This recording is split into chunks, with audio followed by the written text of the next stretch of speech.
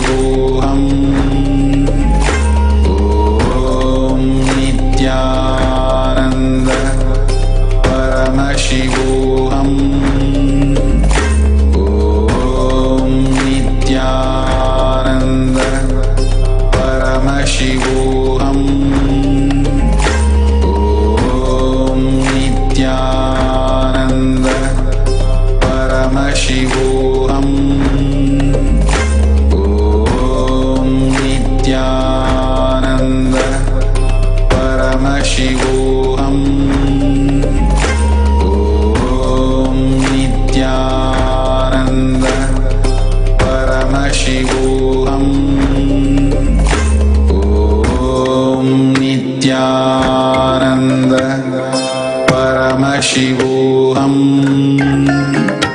Om Nithyananda Paramashivam Om Nithyananda Paramashivam Om Nithyananda Paramashivam Om Nithyananda Paramashivam Om Nithyananda Paramashivam Om Nithyananda Paramashivam Om Nithyananda Paramashivam Om Nithyananda Paramashivam Om Nithyananda Paramashivam Om Nithyananda Paramashivam Om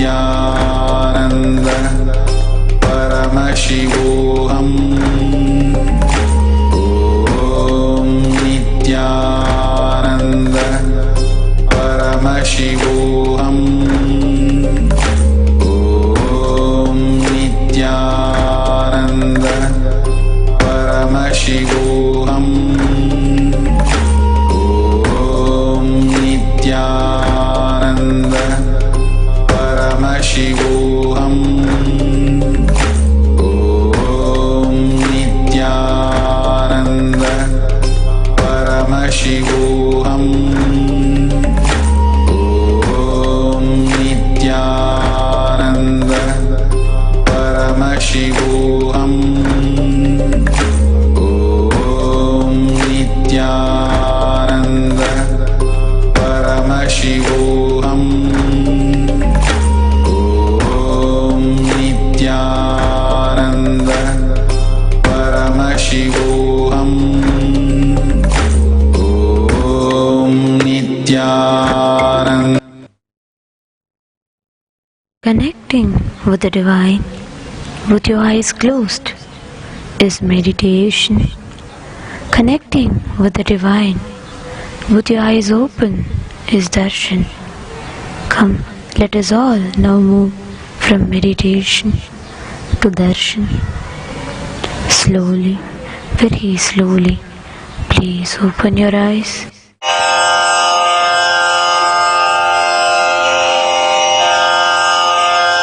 Shri Kailasonnatadvadashanta Shyamala Pitharudha Shri Meenakshi Sundareshwara Bhinnaswarupa Parashiva Putra Ratna Kumara Gurumanya Tulyavatara Shri Parvati Stanyapana Labdha Divya Jnana Vishruta Sakala Nigama Gamasara Bhuta Dravida Veda Pravaktre Srimad Paramashiva Karuna Samadhigata Mukta Maya Chaturashrayana Giyamana Chatra Chamara Shri Chinha Kahaladi Samasta Birada Valyalankrita Jnana Vijnana Chakravarti Sarvajana Sangha Sadhyo Nirvana Diksha Vyayapa Varga Varsha Vishrana Jimuta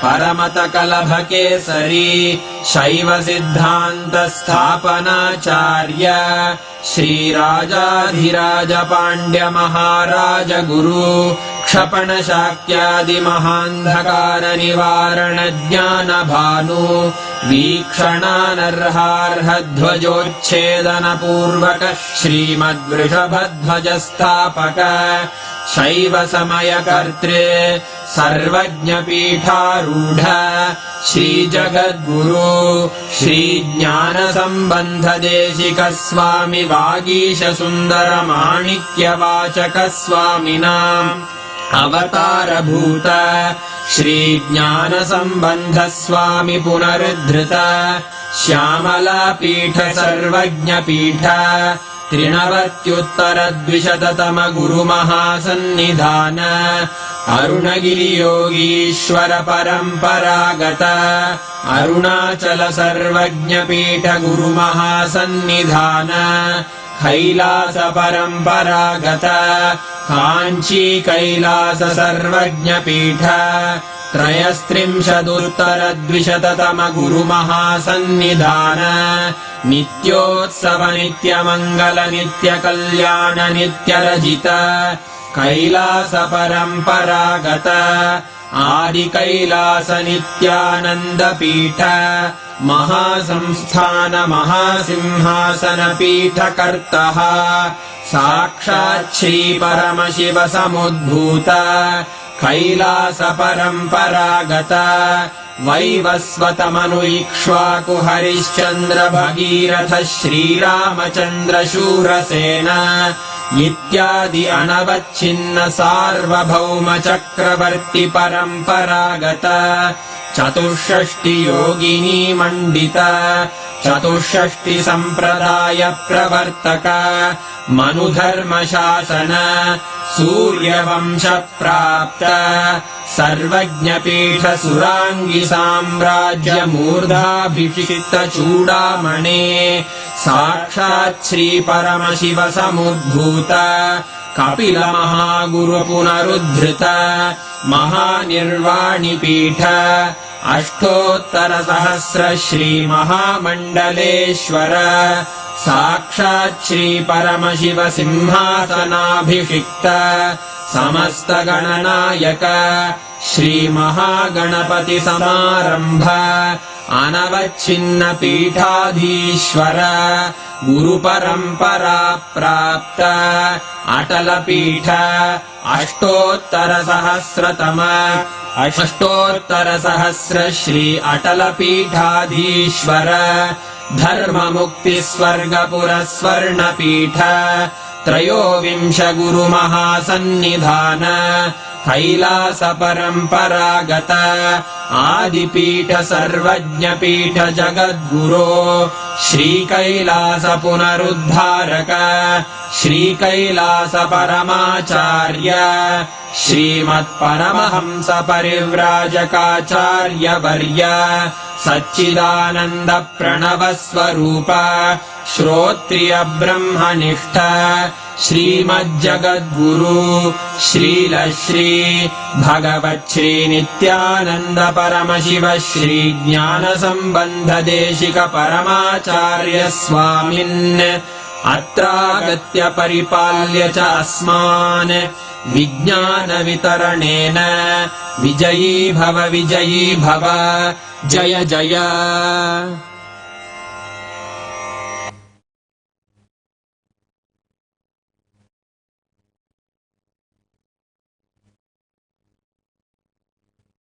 மனமது செம்மையானால் மந்திரம் ஜபிக்க வேண்டாம். மனமது செம்மையானால் வாயுமை உயர்த்த வேண்டாம். மனமது செம்மையானால் வாசியை நிறுத்த வேண்டாம். மனமது செம்மையானால் மந்திரம் செம்மையாமே.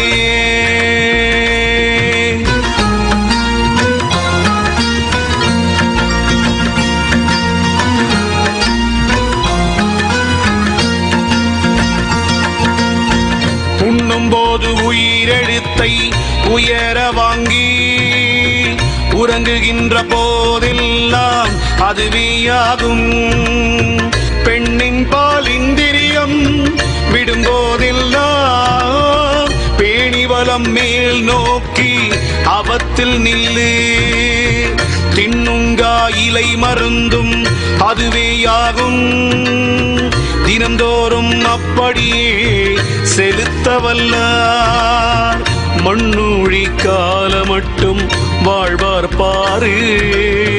மரலிகையில் அகப்படவும் மாட்டார்தானே.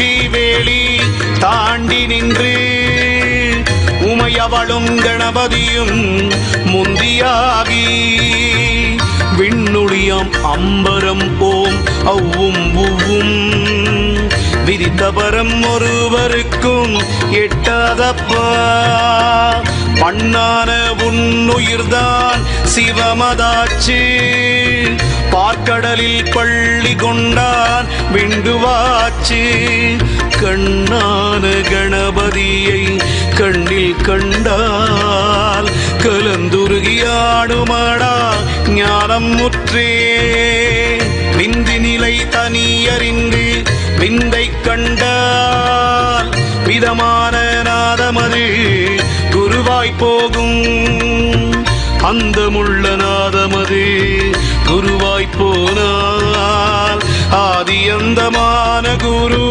நீயேயாவாய் சந்தேகம் இல்லையடா புலத்தியனே சகலகலை ஞானமெல்லாம் இதற்கொவ்வாது முந்த நாள் இருவருமே கூடி சேர்ந்த மூலமதை அறியாட்டால் மூலம்பாரே மூலமதை அறிந்தாக்கால் யோகம் ஆச்சு முறைமையுடன் கண்டாக்கால் வாதம் ஆச்சு சாலமுடன் கண்டவர் முன் வசமாய் நிற் ஞானந்தேஸ்வர பரமசிவ சமாரம்பாம் நித்யானந்தேஸ்வரி பராசக்தி மத்யமாம் அஸ்மதாச்சார்ய பர்யந்தாம் வந்தே குரு பரம்பராம்.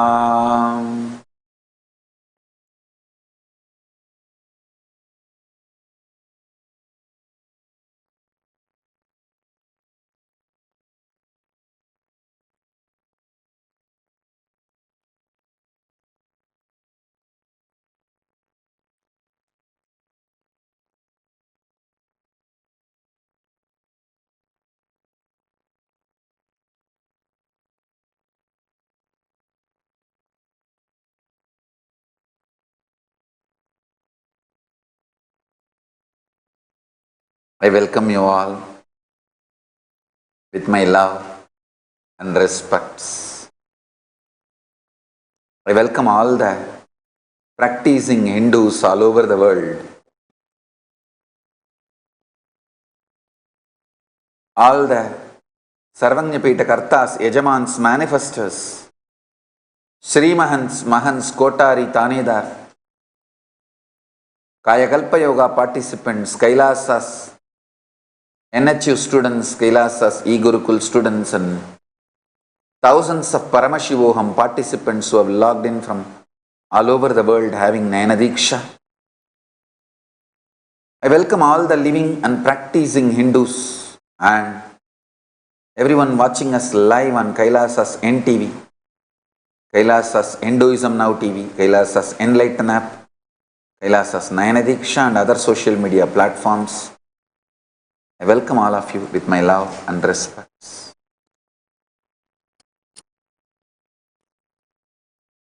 Today, 6th day of the Chittirai Brahmotsavam, happening in all the Kailasas all over the world. Nithyanandeshwari Varashakti Meenakshi is gracing in Sarva Alankara on Rajata Rishabha Vahanam. And today, Shaiva Samaya Stapita Leela, establishing the Saiva tradition, Shaiva Sampradaya by Jnana Sambandar in Madurai is celebrated, and Somasundareshwara is gracing in Sarva Alankara and Swarna Rishabha Vahanam, and Meenakshi gracing in Rajata Rishabha Vahanam. Let's offer our worship at their feet.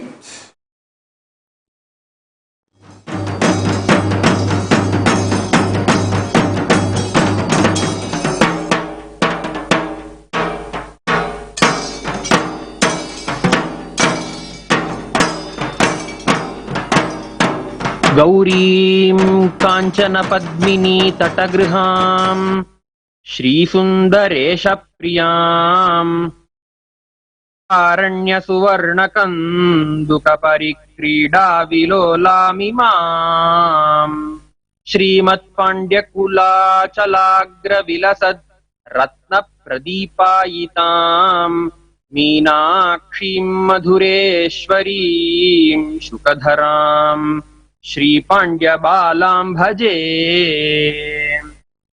अथ धूपः।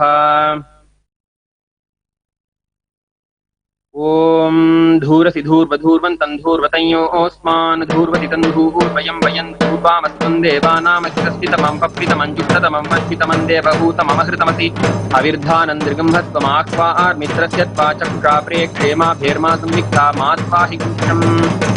ॐ श्री नित्यानन्देश्वरी पराशक्ति मीनाक्षि देवी नमः। उपमाघ्रापयामि। अथ दीपः।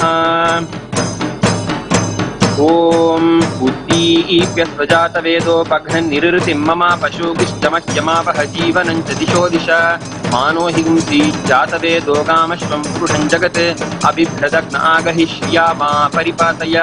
ॐ श्री नित्यानन्देश्वरी पराशक्ति मीनाक्षि देवी नमः। एकहारती दीपं सन्दर्शयामि। धनैवेद्यम्। ॐ अमृते अमृतोद्भवे अमृतवर्षिणी अमृतं श्रावय श्रावय स्वाहा। ॐ श्री नित्यानन्देश्वरी पराशक्ति मीनाक्षि देवी नमः। नानाविधानि नैवेद्यानि निवेदयामि। नीराजनम्। ॐ बहुक्वै बह्वश्वायै बह्वजाविकायै बहुव्रीहियवायै बहुमाशतिलायै बहुहिरण्यायै बहुहस्तिकायै बहुदासपुरुषायै रैमत्यै पुष्टिमत्यै बहुरायस्पोषायै राजास्तु। ॐ श्री नित्यानन्देश्वरी पराशक्ति मीनाक्षि देवी नमः। सर्वदेवदेवी स्वरूपाय भगवते श्री नित्यानंद परमशिवाय नमः।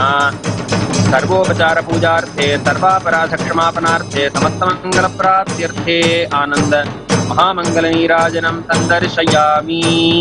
रक्षान् धारयामि।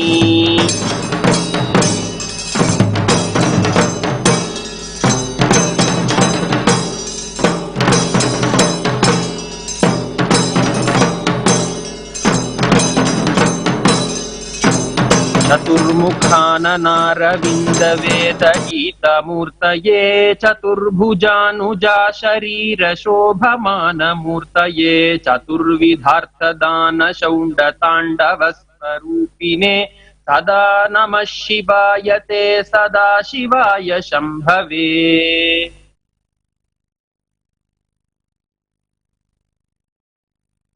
ॐ अथ धूपः।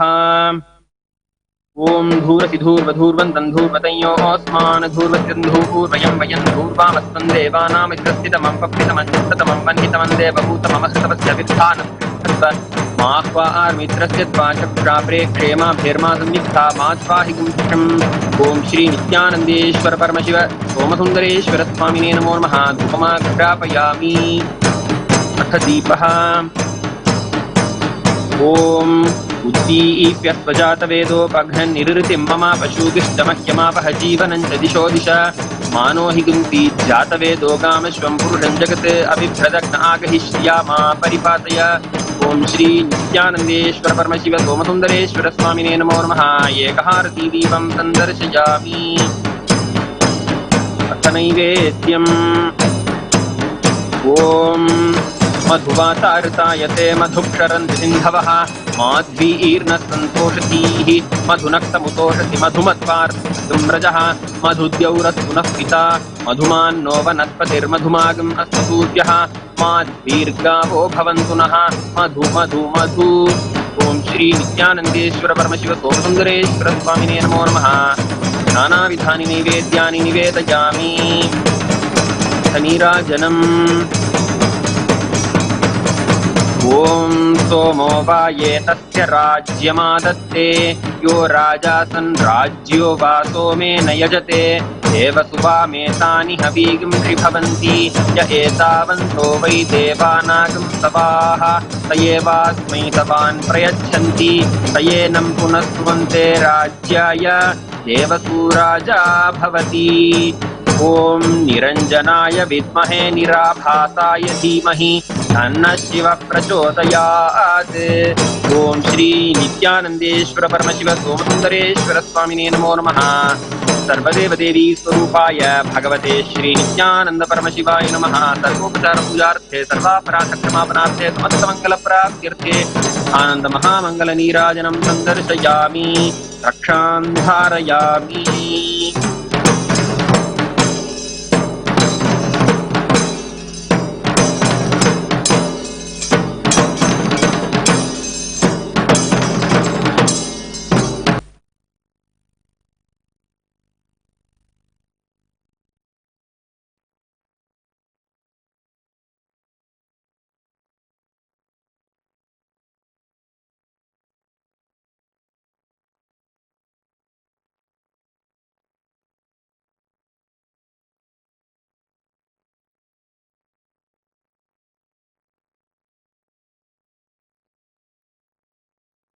Paramashiva's message directly from Kailasa. Listen.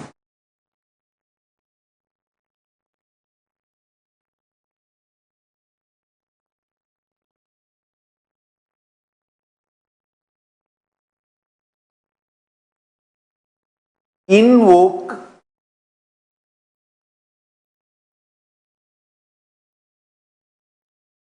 cosmic being in your identity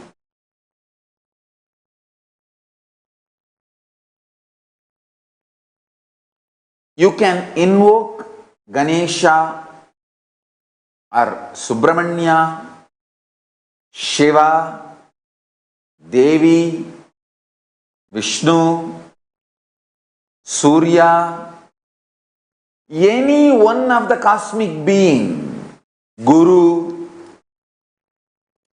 Listen, invoke cosmic being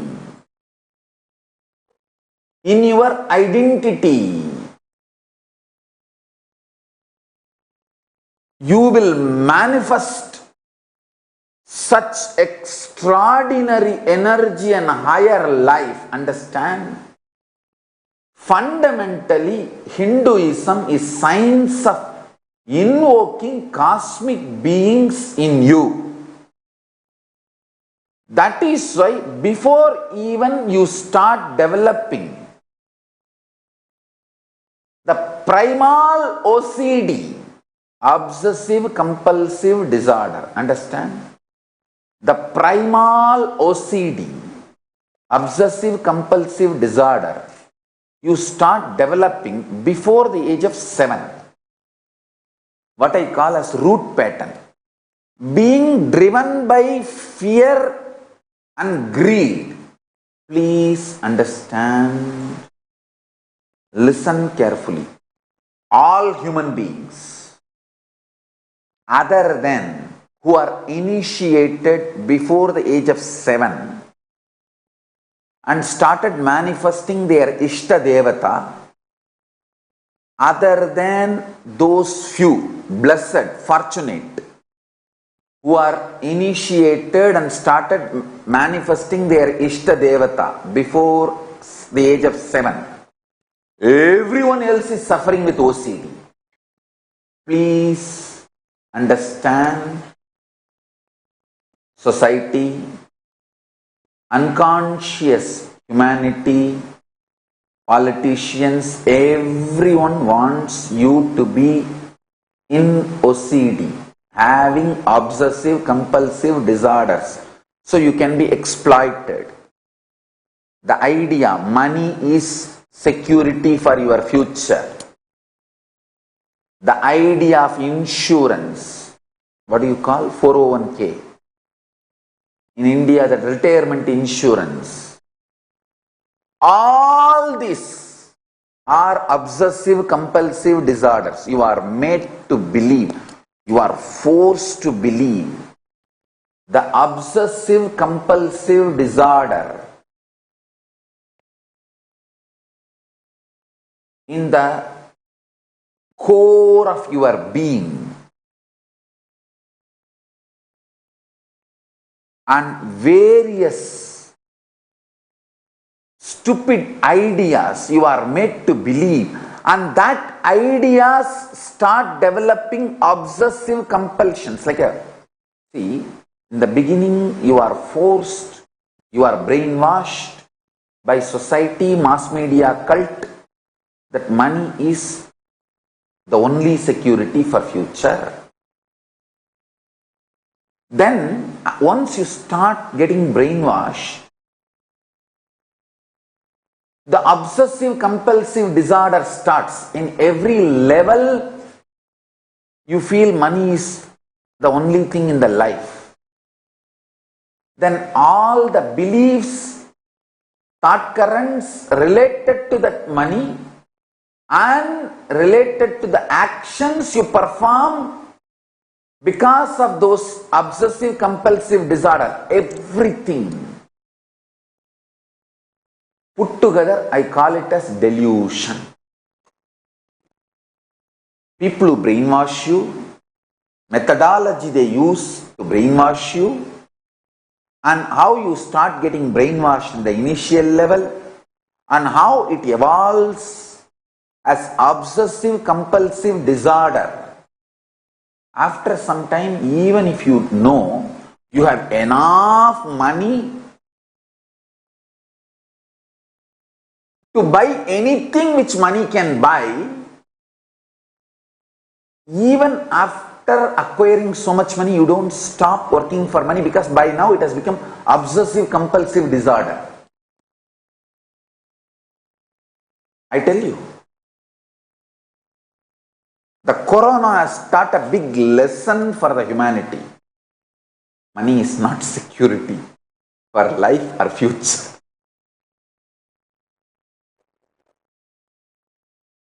I wanted to tell every human being, consciousness, rich consciousness is the most powerful security. If you can manifest a power, if you can just live blissfully in an unclutched way,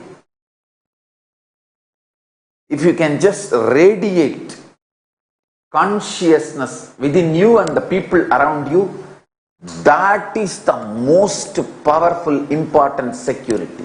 I tell you.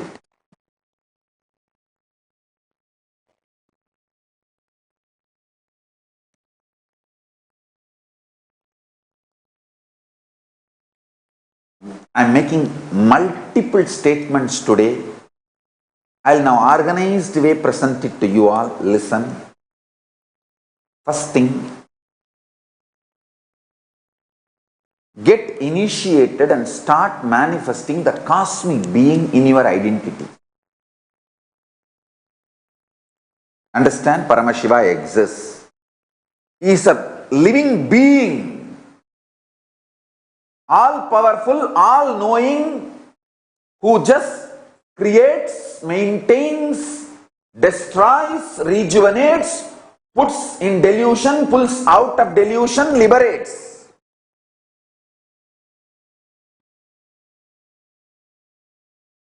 Who plays with these tattvas and principles, is a living being, alive, who can respond to you now. Invoke him in your identity, what you feel as you, the core of you.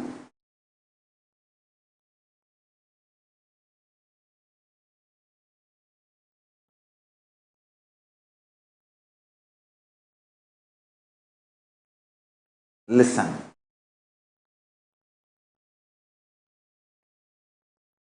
When you invoke him, invoking him in you needs only two things: initiation and your conscious will persistence, requesting him, asking him to manifest in you. Invoke him. See, when you invoke him, the fear-based, obsessive, compulsive disorders become irrelevant. I am not saying don't go to job. I am not saying don't earn money. I am only saying let this job and earning money not be your OCD. Don't you see tons of things you are performing, you are doing as OCD? See, for example, we both may be sitting in the same Nithyananda Sabha. If a snake comes there, you will also move out, I will also move out. But with a different context.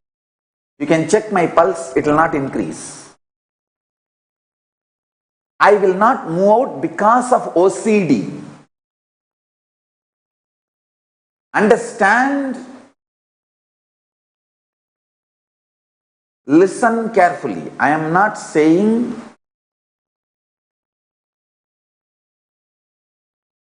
don't go for a job. I am not saying don't make money. No.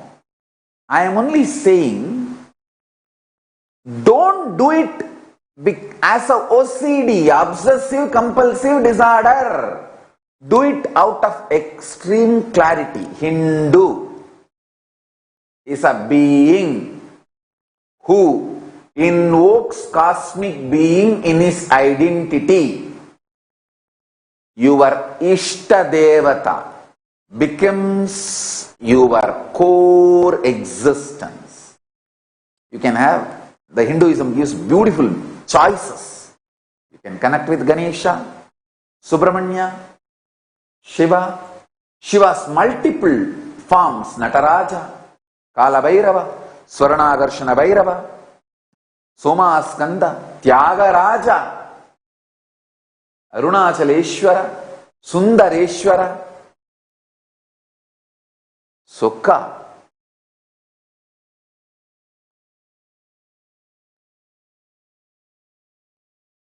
Different forms of Paramashiva, Dakshinamurti, Veerabhadra. Different forms you can connect. Parashakti, Vishnu, Krishna, Rama, Hanuman, Surya. You can choose your Ishtadevata in Hindu tradition.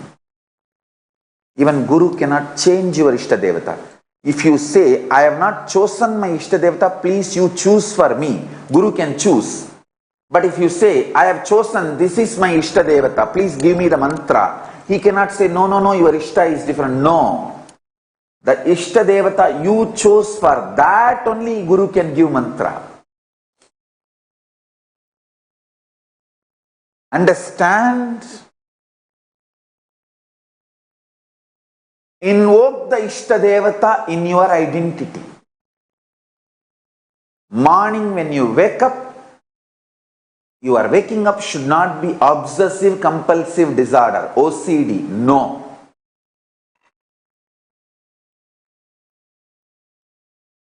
It should be IID, Ishta inspired decision. Not OCD but IID, Ishta inspired decision. Use this word. Ishta inspired decision, IID, not OCD. I tell you, when you react based on OCD,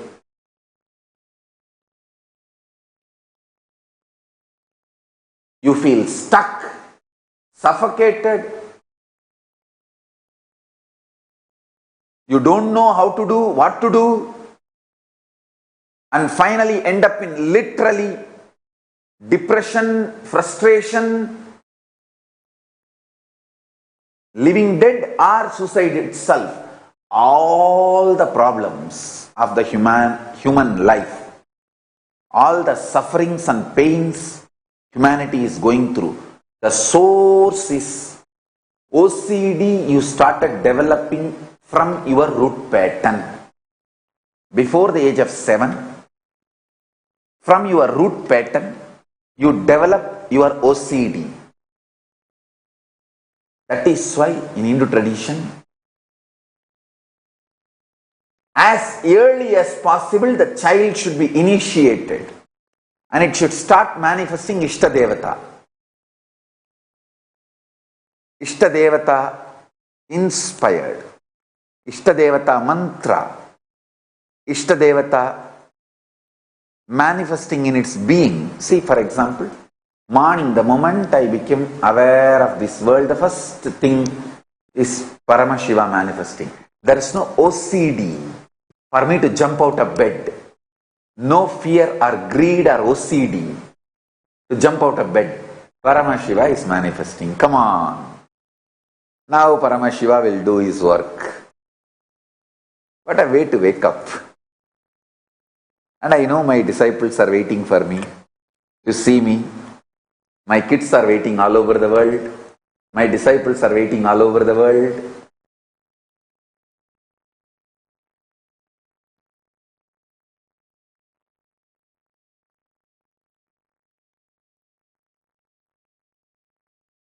Understand, waking up due to OCD manifests all types of complications and problems. Anyone who can wake up early morning due to IID, Ishtadevata inspired decision, no OCD. IID, Ishtadevata inspired decision. Just 11 days, I guarantee all your blood pressure, diabetes, everything will become normal. There will not be any stress on your system.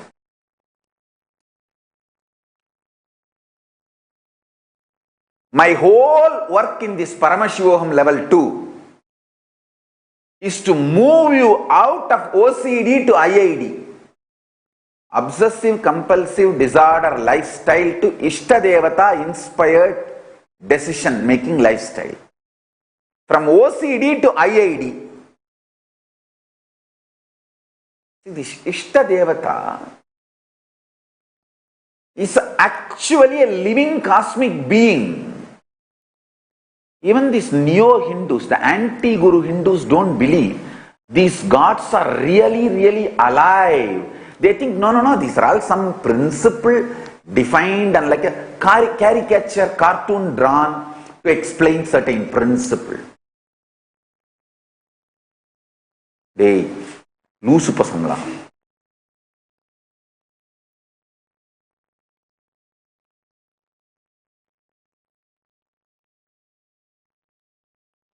Ganapati is real. He's a living cosmic being. When you invoke him, he actually comes with that big elephant face, pot belly, Brahmanda in his belly, and asks, "Oh my son, what do you want? Oh my dear, what do you want? Why you invoked me?" He is real. Please understand, I am not spreading any superstition. Because I have a religious freedom now, I am telling you the truth. If I tell the same thing sitting inside Indian society, they may arrest me under that superstitious act. Fortunately, now I am in a place where I have a religious freedom to teach Hinduism. So I am telling you the truth as it is. These anti-guru Hindus don't believe all these gods are real. They think these are all some philosophical representation. No. No, listen, he comes, eats, drinks coffee with you. I am not lying. I am telling you the truth. And I tell you guys, I know I am talking to my disciples, whom I have absolute love. I want you guys to know I am in love with you guys. All of you have done so much of sacrifice and tyaga for me. I know each one of you how much you are all working for me, whether you give your time or treasure or talent. Rani Iyer is more sincere in transcribing the satsang than the number of satsangs I am giving. As I said that day, there are many devotees attend satsang more regularly than me.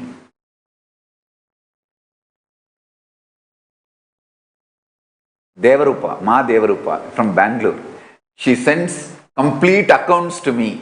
This is what I got the money, Swamiji, and this is what I paid for staff, electricity and rent, and this is the remaining money I am depositing and sending it to you. God, is there no limit for your integrity? I know you are integrated. Please don't send accounts to me.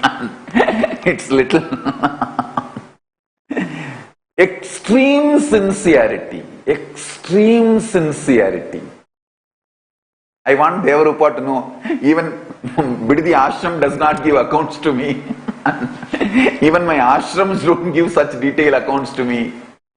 You are the one. You are too sincere, more sincere than the Biddi Ashram or any other organization for which I am working continuously whole day and night.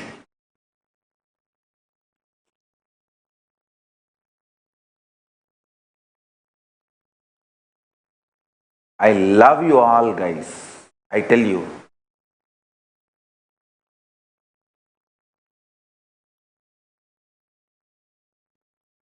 In Tamil there is a proverb, Unda vittukku rendagam seyyade uppittavarai ullalavum ninai.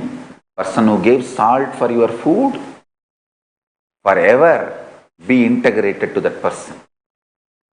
And the house in which you ate, never ever miss your integrity to that house. I tell you, with that sincerity, really,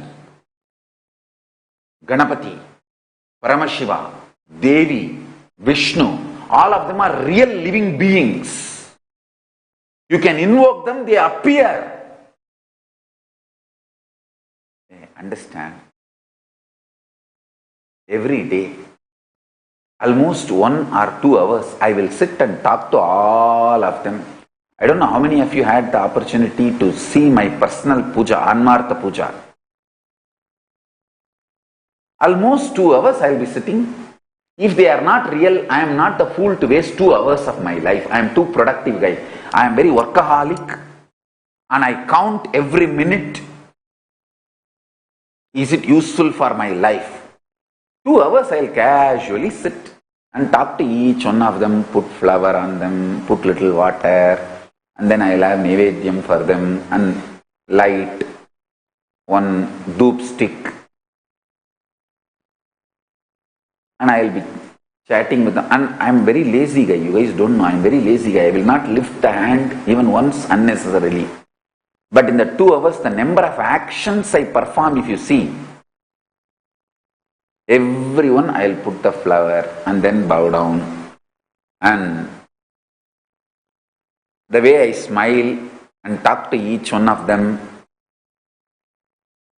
even if you see that, you will melt down, all your OCD will disappear, you will move to the space of IID. I am telling you.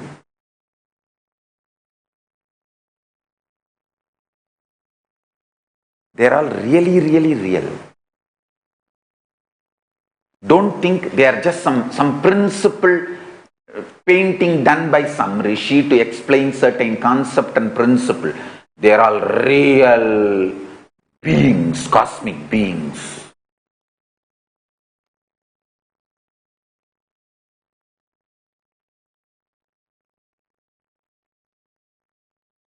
One advantage my disciples have, see, all my disciples who feel, hey, Swamiji will not lie to me and he will only tell the truth to me. For you guys who have that feeling, hey, Swamiji will tell only truth to me, he will not lie to me. The biggest advantage you have is your being immediately connects with that consciousness, with that beings. Your identity opens with them because your identity is convinced. Swamiji told Ganesha is real, he is real. Swamiji told Kalabhairava is real, he is real. Swamiji told Paramashiva is real, he is real. That is the way actually initiation happens.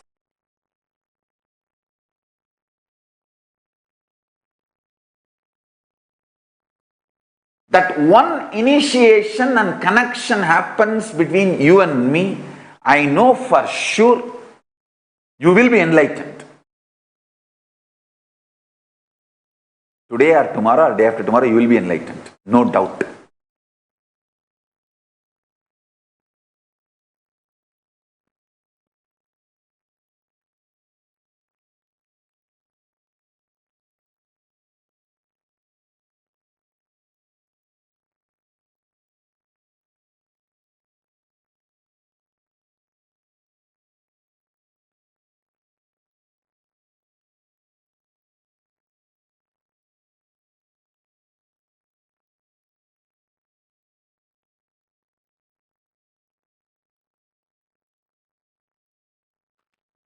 I have seen when I was growing up, you see, I grew up in a large family where a lot of kids. I've seen one of my uncle's son, kid. He was only 3-4 years. Whenever he gets angry and throws tantrum, wants to get things in his way,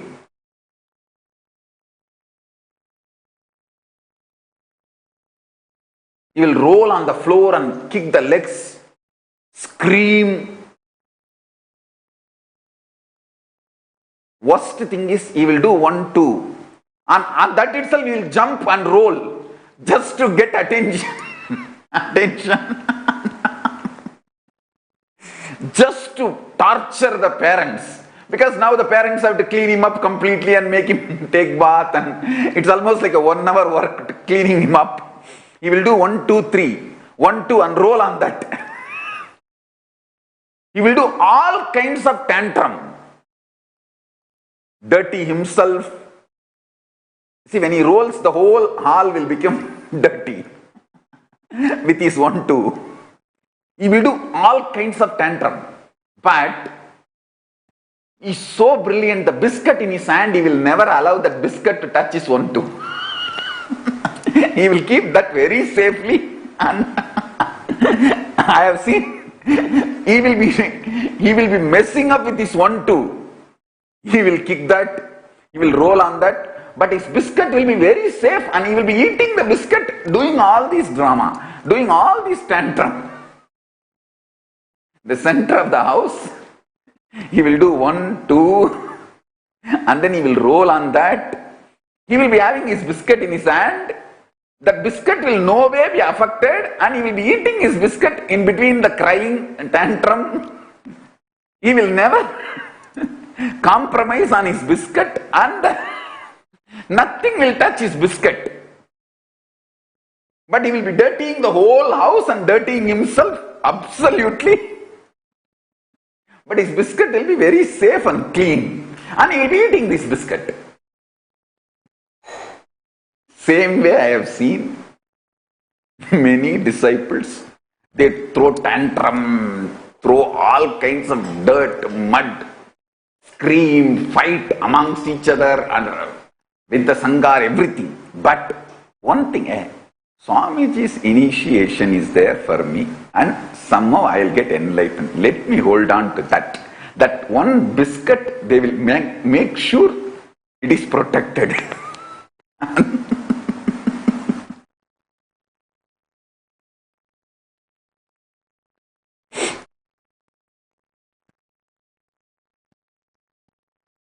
Understand?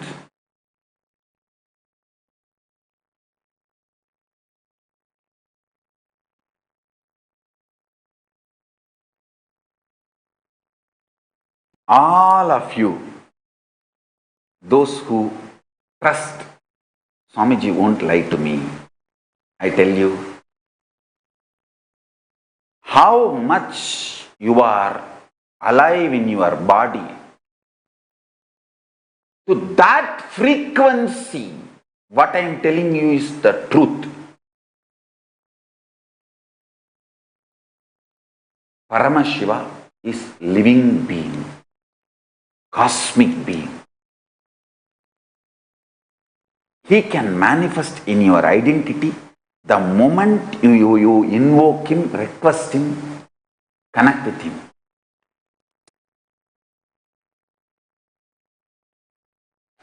All your lifestyle can be moved away from OCD to IID. I tell you,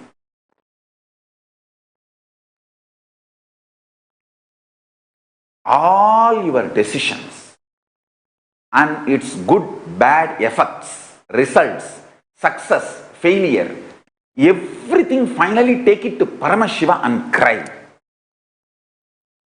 Want to express your frustration, express it to him. Want to express your love, express it to him. Want to show your gratitude, show it to him. Want to fight, fight with him. Do everything with your Ishtadevata. It can be Ganapati, it can be Shiva, it can be Muruga, it can be your Guru. I tell you, just practice this one. In few weeks, your life will start moving from obsessive compulsive disorder based to Ishtadevata inspired decision based, IID. You are liberated, I tell you. Whole world is suffering so much with the after effect and side effect and all the other indirect sufferings and pains and depressions and tortures of Corona. Only this Nithyananda Sangha, this Kailasa guys, so happy. Neither depression nor bothered about quarantine. Happily living.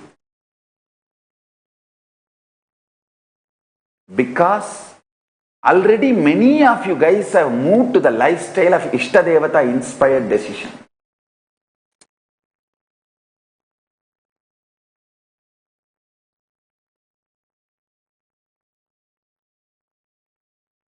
This COVID-19, neither the COVID-19 virus touched Kailasa or our devotees, nor its side effects, the quarantine's effect or other fears, insecurity, nothing has touched Kailasa or devotees.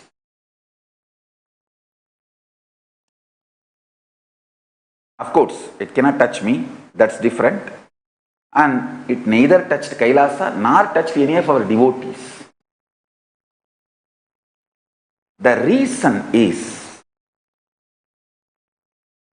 most of you who are initiated already started living the life of Ishtadevata inspired decision, IID. The OCD is no more lifestyle. I tell you.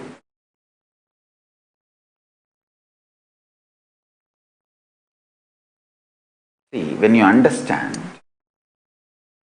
there is no death for you. You just live as long as you want, and you just change bodies.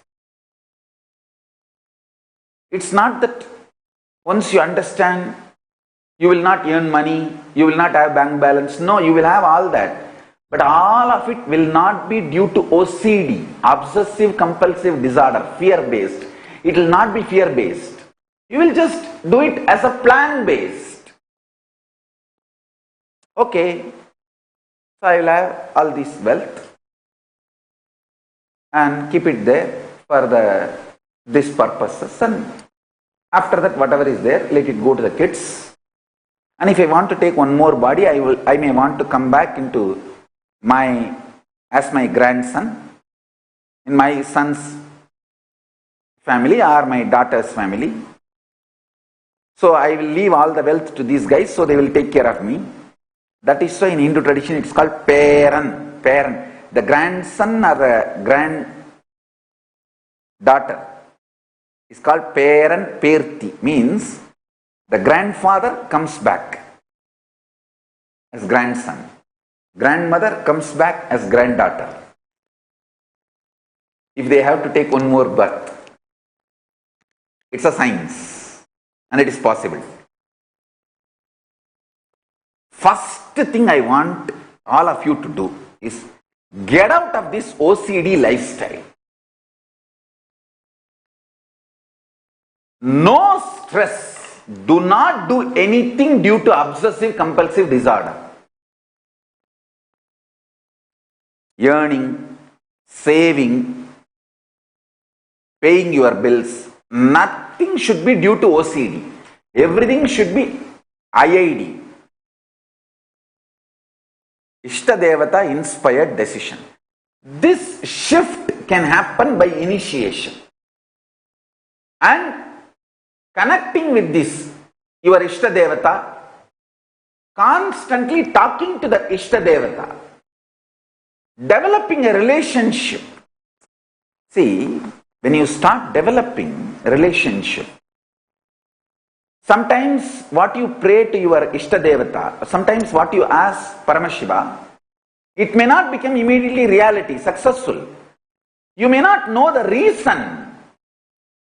But be very clear, have a little patience to trust him and connect and build a relationship. Okay, I asked, you did not do, but that's okay. I am not going to fight with you, or I am not going to question you now. I do not know the reason. Please make me understand, give me the understanding to have reason. Or if you feel I should not know the reason, then don't even bother. Just give me the cosmic logic that I should go along with you and I should just connect with you and let our relationship be the first priority. Everything else is second priority. Everything else can come later. Then you are like that my uncle's son, very shrewd. He may jump into the 1, 2 and throw tantrum, make the whole house dirty, make himself dirty, but never biscuit. The biscuit will be very safe and careful between his hand and mouth without one small piece of the biscuit getting dirty.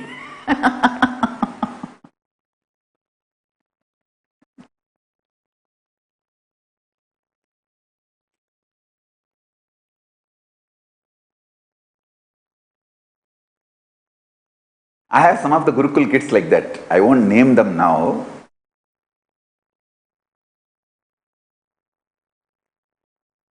Some of my kids, they will do all kinds of tantrum. They will make themselves dirty, others dirty, fight, do everything. But that biscuit, my relationship with Swamiji, that will be absolutely clear. My relationship with Swamiji is the biscuit. That will never get dirty. And very shrewd about protecting that. They will throw tantrum on everything, everybody. But that biscuit will be clearly, very shrewd way they will protect that biscuit. I know now many kids are smiling. If you are smiling, listening to this story, then you are that kid, understand?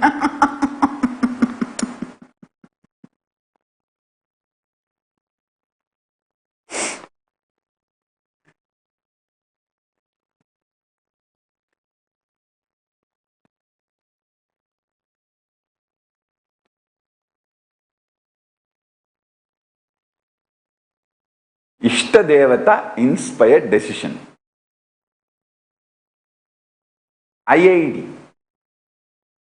Move away from OCD and move to IID.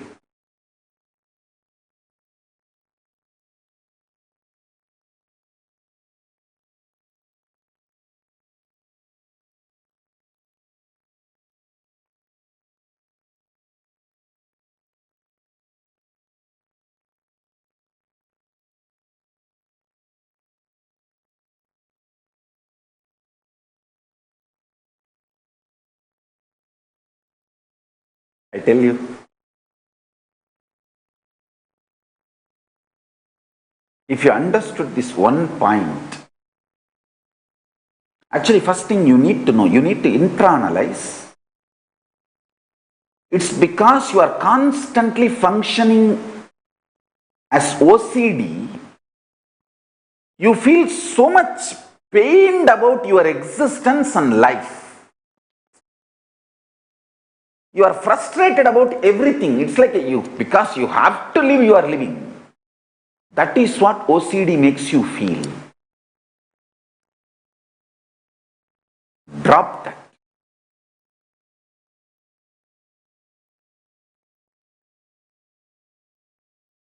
Even if you have everything, OCD will make you feel suffocated, present. But IID, Ishtadevata inspired decision, even if you don't have anything, you will just be in ecstasy and so much space and enjoy.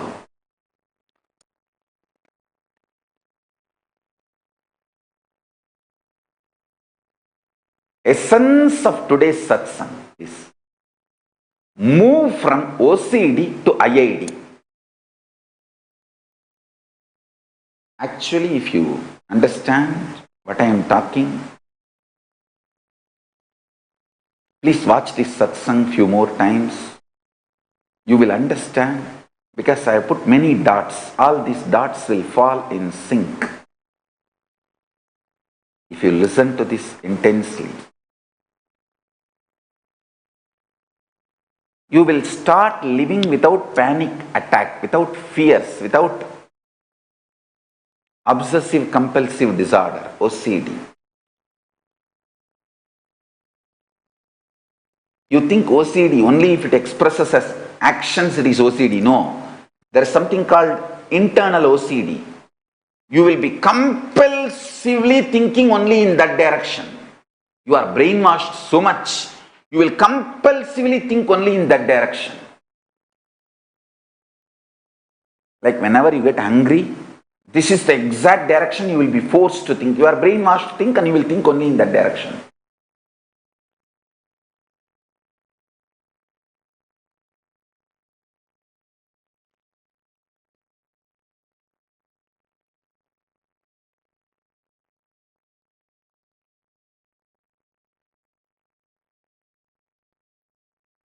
Obsessive compulsive disorder,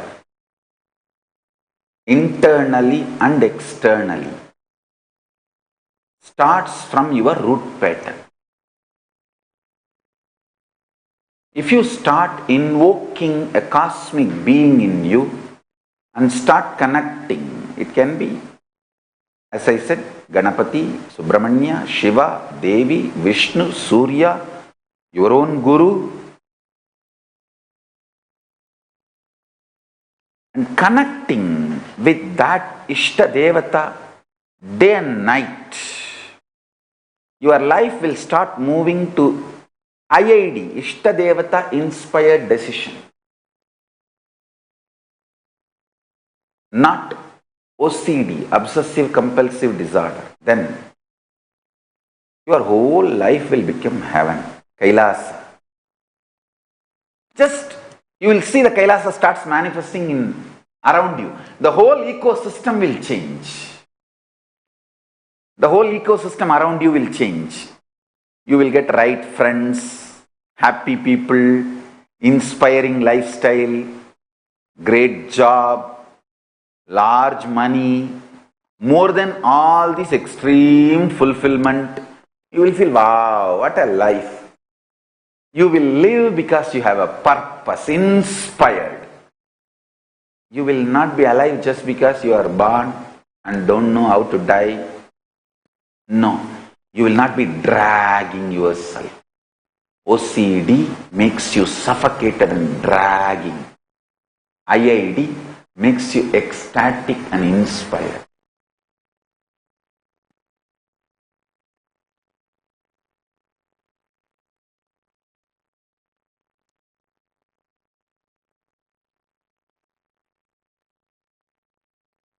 What I am talking, if it clicks with you, join Paramashivam level 2 and have initiation.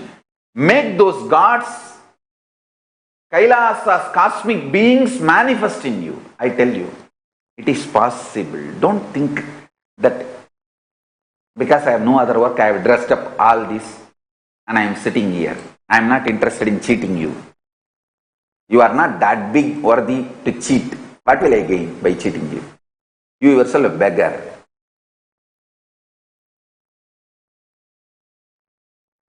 I have tons of things only to give you from Kailasa. I have nothing to gain from you. I am talking about the trolls.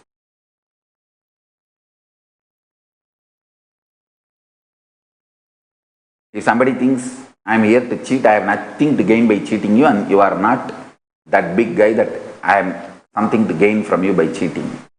I am telling you. All this dressing up, everything, I am introducing the Kailasas, cosmic beings and the culture to you. They are real. They are real. Only if you wear all this, you will understand how heavy all of them are. It's not like some show. Even for show, it is not that easy to wear all of it and so comfortably, casually carry this. You don't know how many kg each of them.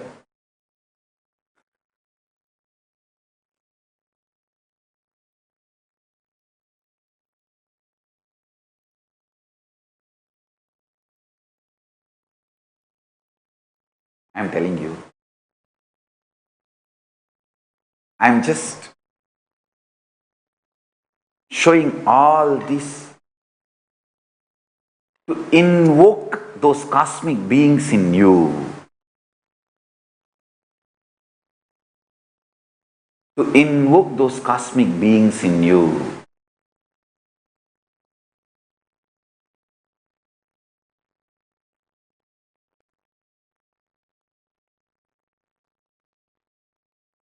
Invoking cosmic beings in your identity is the definition of Hindu.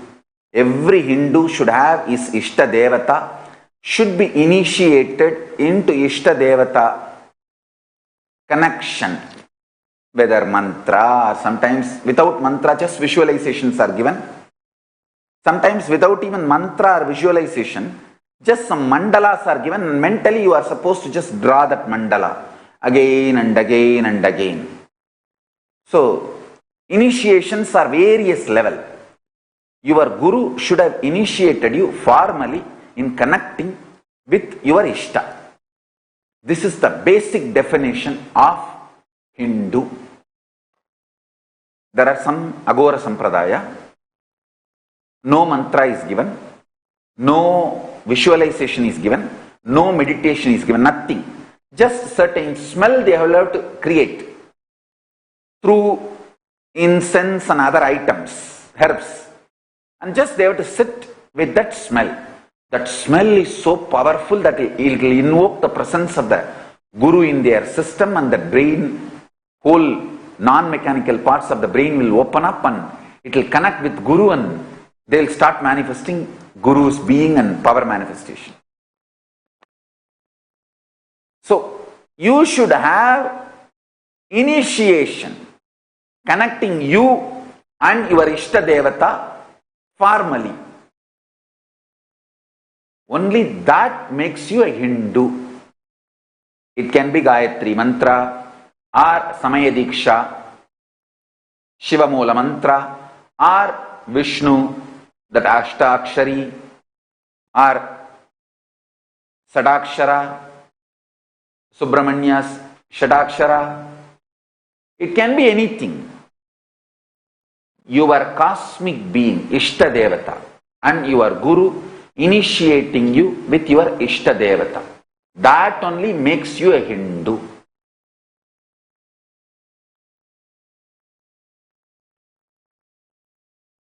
And I tell you, let your lifestyle be Ishtadevata inspired decisions, not OCDs, obsessive compulsive disorders. You can see how your life used to be OCD, and now after initiation, connecting with your Ishtadevata, how it became IID. I want all my disciples to make a post today.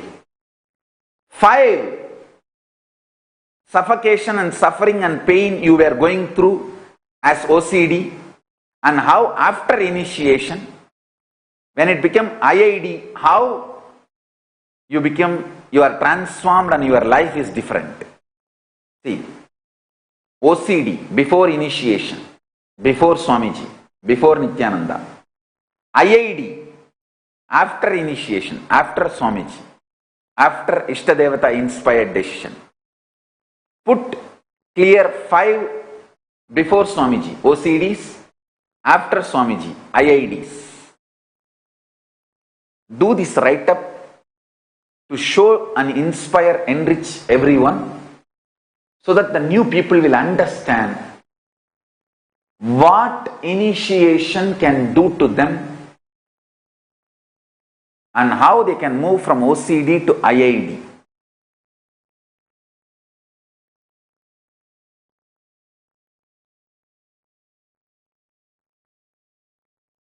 Make your life 100% IID, not even one OCD. That is enlightenment.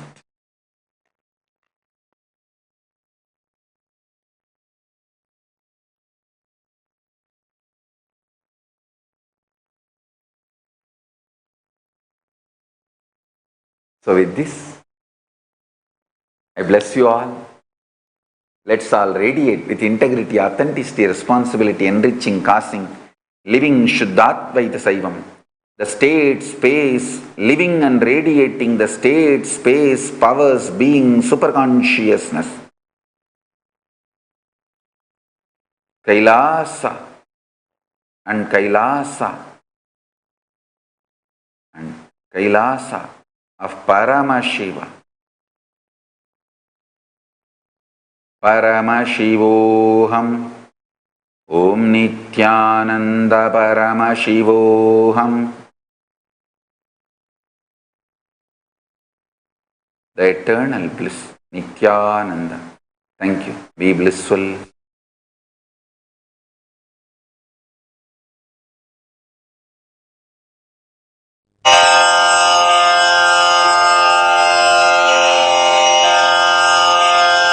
श्रीकैलासोन्नतद्वादशान्तश्यामलापीठारूढ श्रीमीनाक्षिसुन्दरेश्वरा भिन्नस्वरूप परशिवपुत्ररत्न Kumar गुरुमण्यतुल्यावतार श्रीपार्वतीस्तन्यपानलब्धदिव्यज्ञान विश्रुतसकलनिगमागमसारभूतद्राविडवेदप्रवक्त्रे श्रीमत्परमशिवकरुणासमधिगतमुक्तामयचतुरश्रयान् गीयमानछत्रचामर श्रीचिह्नकाहलादिसमस्तबिरदावल्यलङ्कृत ज्ञानविज्ञानचक्रवर्ती सर्वजनसङ्घसद्यो निर्वाणदीक्षाव्ययापवर्गवर्ष विश्राण Jimuta परमतकलभकेसरी शैवसिद्धान्तस्थापनाचार्य श्रीराजाधिराजपाण्ड्यमहाराजगुरु क्षपणशाक्यादिमहान्धकारनिवारणज्ञानभानु वीक्षणानर्हार्हध्वजोच्छेदनपूर्वक श्रीमद्वृषभध्वजस्थापक शैव समयकर्त्रे सर्वज्ञपीठारूढ श्रीजगद्गुरु श्रीज्ञानसम्बन्धदेशिकस्वामि वागीशसुन्दरमाणिक्यवाचकस्वामिनाम् अवतारभूत श्रीज्ञानसम्बन्धस्वामि पुनरुद्धृत श्यामलापीठ सर्वज्ञपीठ त्रिनवत्युत्तरद्विशततम गुरुमहासन्निधान अरुणगिरियोगीश्वर परम्परागत अरुणाचल सर्वज्ञपीठ गुरुमहासन्निधान कैलास परम्परागत काञ्ची कैलास सर्वज्ञपीठ त्रयस्त्रिंशदुत्तरद्विशततम गुरुमहासन्निधान नित्योत्सव नित्यमङ्गल नित्यकल्याण नित्यरजित कैलास परम्परागत आदिकैलास नित्यानन्दपीठ महासंस्थान महासिंहासन पीठकर्तः साक्षात् श्री परमशिव समुद्भूत कैलास परम्परागत वैवस्वतमनु इक्ष्वाकु हरिश्चन्द्र भगीरथ श्रीरामचन्द्र शूरसेन इत्यादि अनवच्छिन्न सार्वभौम चक्रवर्ति परम्परागत चतुष्षष्टि योगिनी मण्डित चतुष्षष्टि सम्प्रदाय प्रवर्तक मनुधर्मशासन सूर्यवंश प्राप्त सर्वज्ञपीठ सुराङ्गी साम्राज्य मूर्धाभिषिक्त चूडामणे साक्षात् श्री परमशिव समुद्भूत कपिल महागुरु पुनरुद्धृत महानिर्वाणिपीठ अष्टोत्तर सहस्र श्री महामण्डलेश्वर साक्षात् श्री परमशिव सिंहासनाभिषिक्त समस्त गणनायक श्री महागणपति समारंभ अनवच्छिन्न पीठाधीश्वर गुरु परंपरा प्राप्त अटल पीठ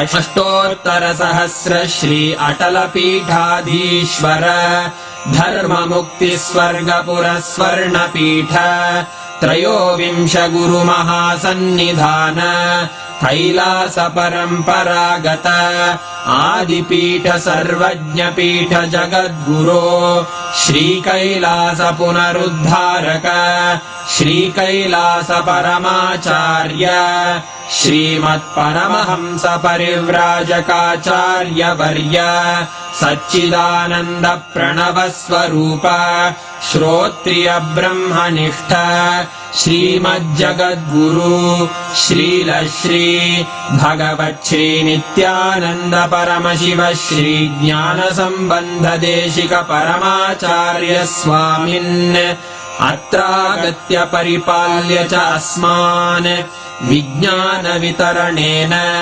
विजयी भव जय जय।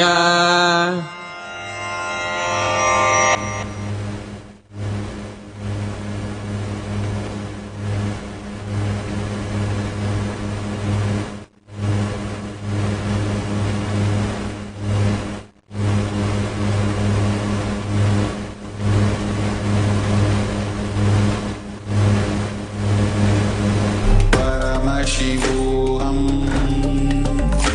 ॐ Nityanand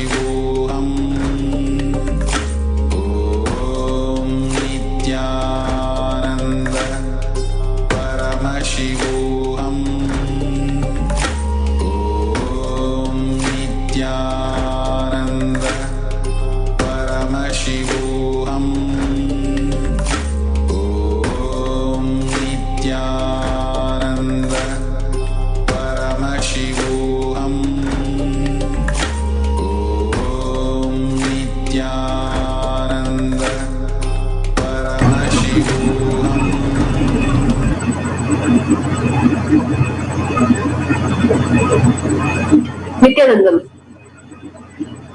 Every day, every morning, Bhagwan, Sri Nithyananda Paramashivam, Swamiji gives us these powerful cognitions in experiencing, in moving our life from obsessive compulsive disorder to Ishtadevata inspired decision. In us experiencing, in manifesting the cosmic being in us. Through various dikshas, through various programs, starting from Gayatri Mantra to Shiva Diksha, through various programs, and now through Paramashivoham level 2, helping us to experience the cosmic being in us. First of all, making us realize that these cosmic beings are real and being able to relate to them, even to the extent of feeding them. That is one of the experiences that participants experience in Paramashivoham level 2 is feeding Ganesha. For many of us that relate to Ganesha as a joyful God that is available, but we may not have really experienced him in his response to our love. In Paramashivoham level 2, Swamiji takes us through these processes where we can physically, tangibly see and experience Ganesha and him accepting our devotion in the form of food.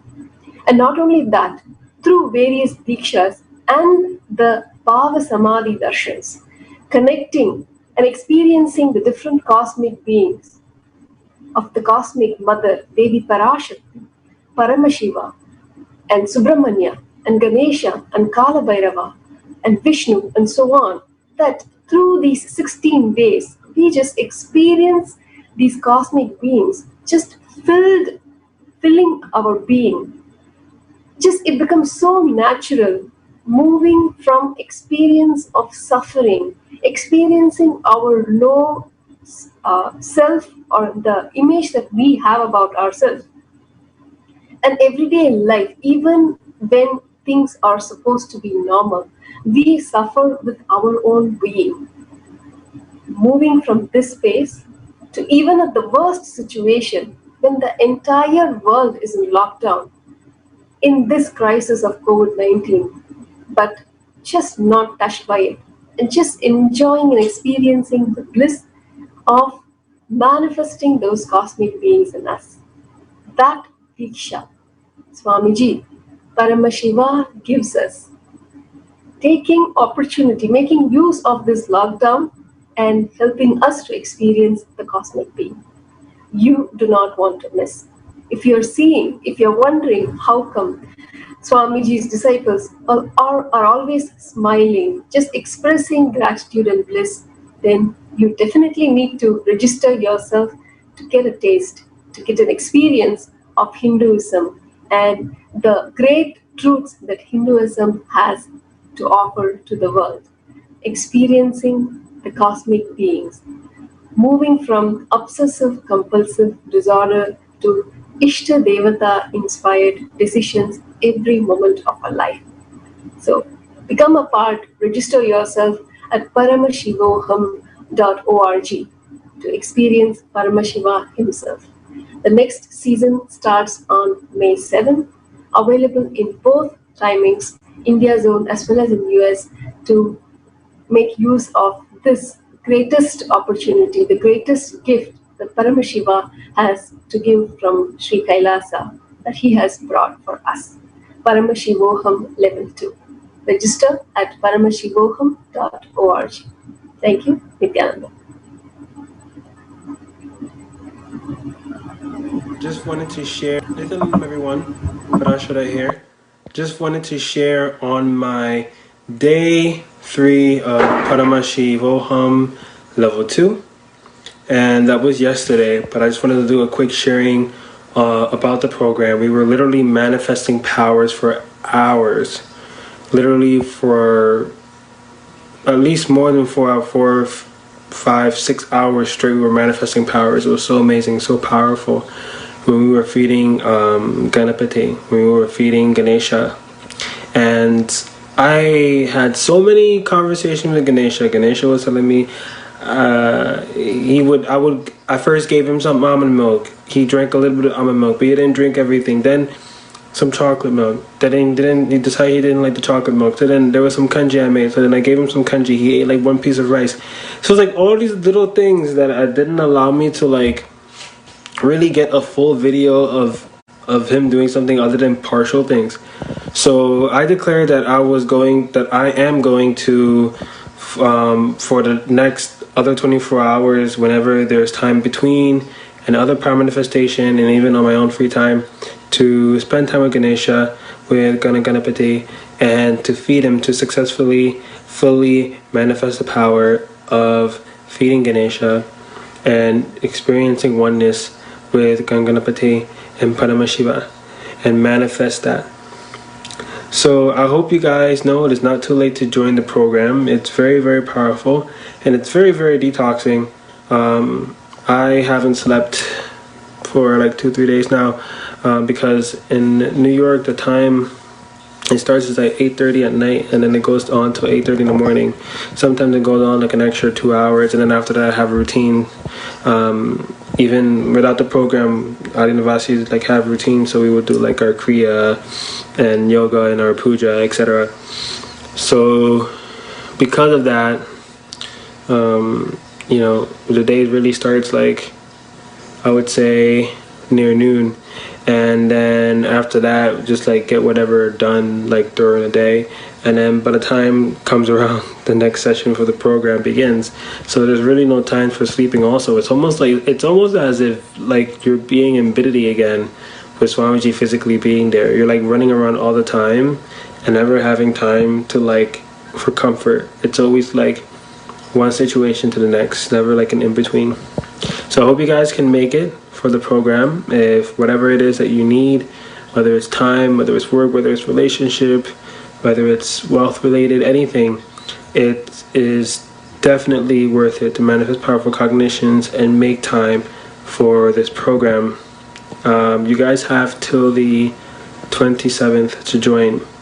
So do not hesitate. If you need help in terms of being caused, please let me know, and you may contact me to help being caused. But as for that, Till now, I manifested, revealed the signs of state of Paramashiva, space of Paramashiva, powers of Paramashiva. Now, direct process, directly from Paramashiva to manifest the being of Paramashiva, because the world is ready. Akash Bhairava is the God who makes all our beings ready for Paramashiva to manifest. It will be centered on Akash Bhairava and making Paramashiva manifest in all of us.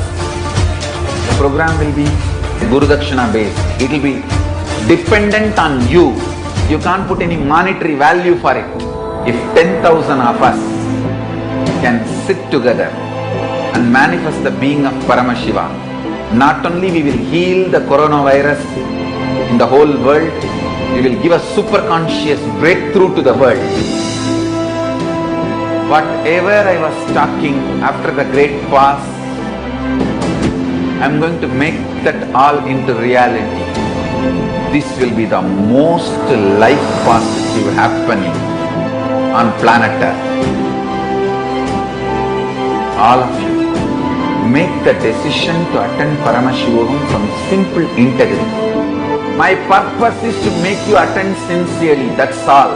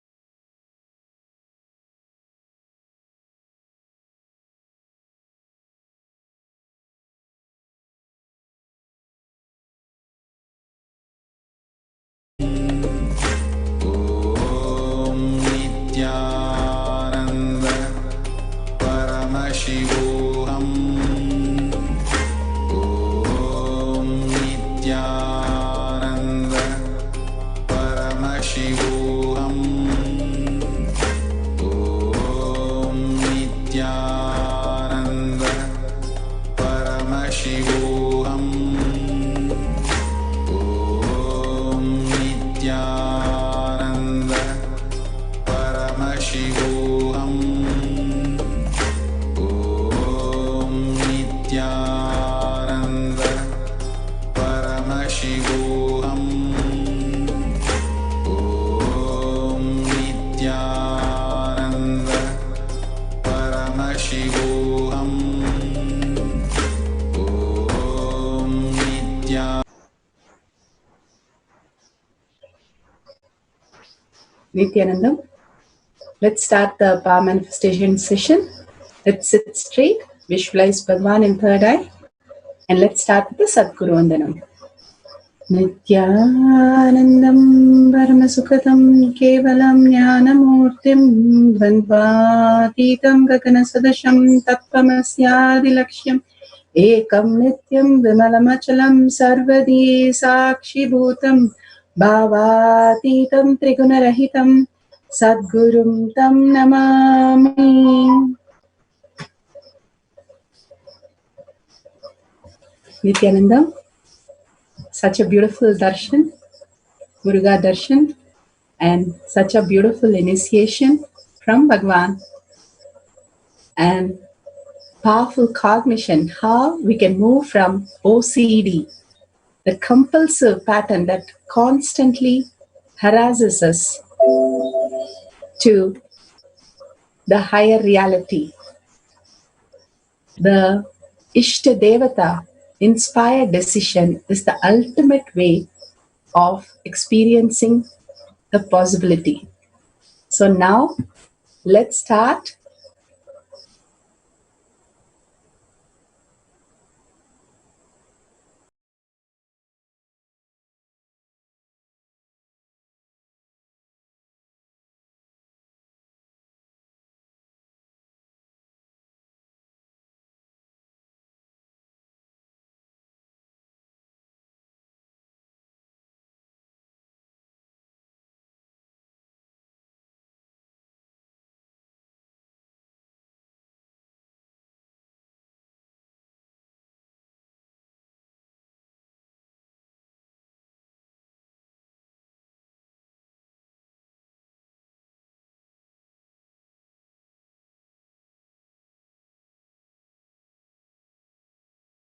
Step of power manifestation. Power manifestation is nothing but a cognitive shift and an infuse of powerfulness into any action or state that we are in. It raises the frequency of our body and mind to the ultimate powerful space, which is Turiya Theta. We know three states: waking state, deep sleep state, and dream state. There is much more as a human being which we can experience, where Siddhas and Rishis have manifested. That is the Turiya state, high awareness, the trance state, and the conscious state, Turiya Theta state, the consciousness itself as our reality. So here we have a small clipping that Bhagavan himself speaks about the power manifestation. What is power manifestation? Understand all the 25 states of consciousness. When they happen in you, due to your chemicals and hormones ups and downs, it is powerlessness. When it happens in you out of your free will and consciousness, it is powerfulness. That's all. When you fall into sleep, it is powerlessness. When you enter into sleep, it is powerfulness. When you fall into dream, it is powerlessness. When you decide to dream, it is powerfulness. So I have added the ultimate powerfulness, Turiyatita, in your whole being and doing. Manifest all the powers. Understand, power manifestation is nothing but cognitive shift. It is not work. It is cognitive shift. Understand? It is just cognitive shift. It's not work. Work is a 4-letter word.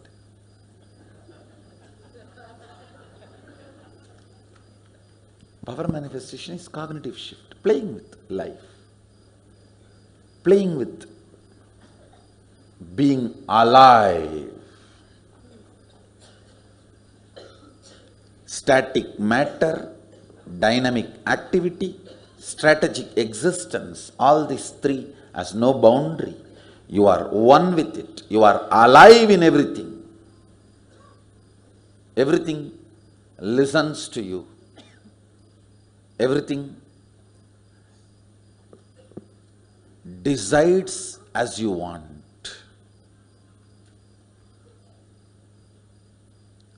Power manifestation is cognitive shift, raising your frequency, not work.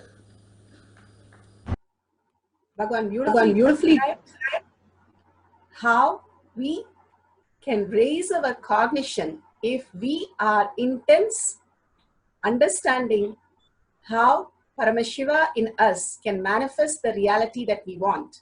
Now let's understand about Paramashiva. What is actually happening?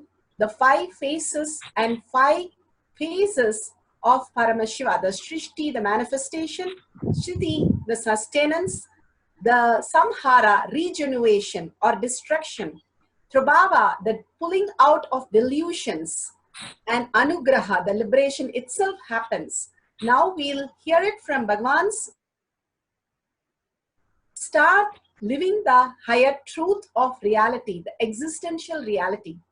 We have a small clipping of the 5 phases and 5 paces. Through the 5 phases, Paramashiva does manifestation, maintenance, rejuvenation, pulling out of delusion, and liberation. He resides in his supreme Paramashiva Swarupa as Ajomuha or Adhomuha, unborn, beyond form, formlessness.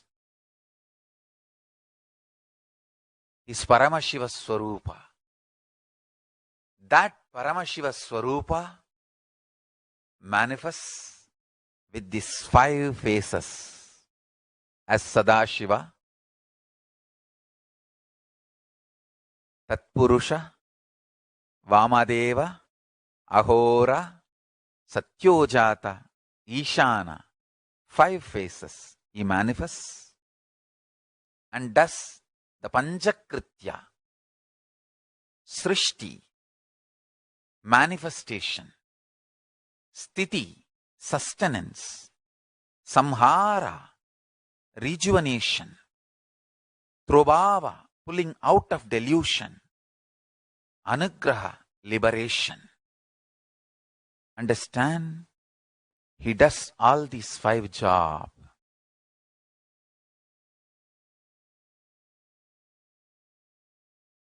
Through these 5 phases. Now listen carefully. Tatpurusham, Vamadevam, Satyojatam, Ahoram, Ishanam. These 5 phases does Panchakrityas.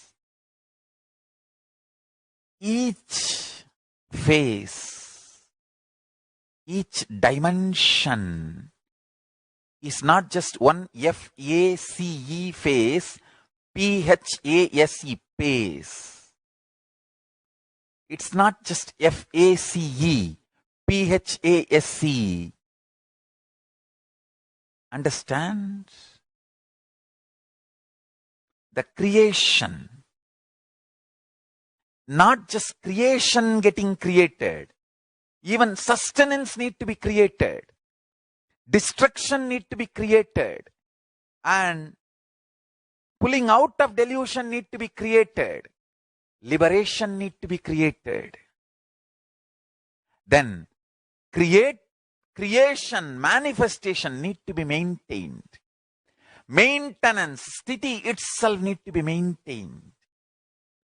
Destruction, samhara, the rejuvenation need to be sustained, maintained when it is happening.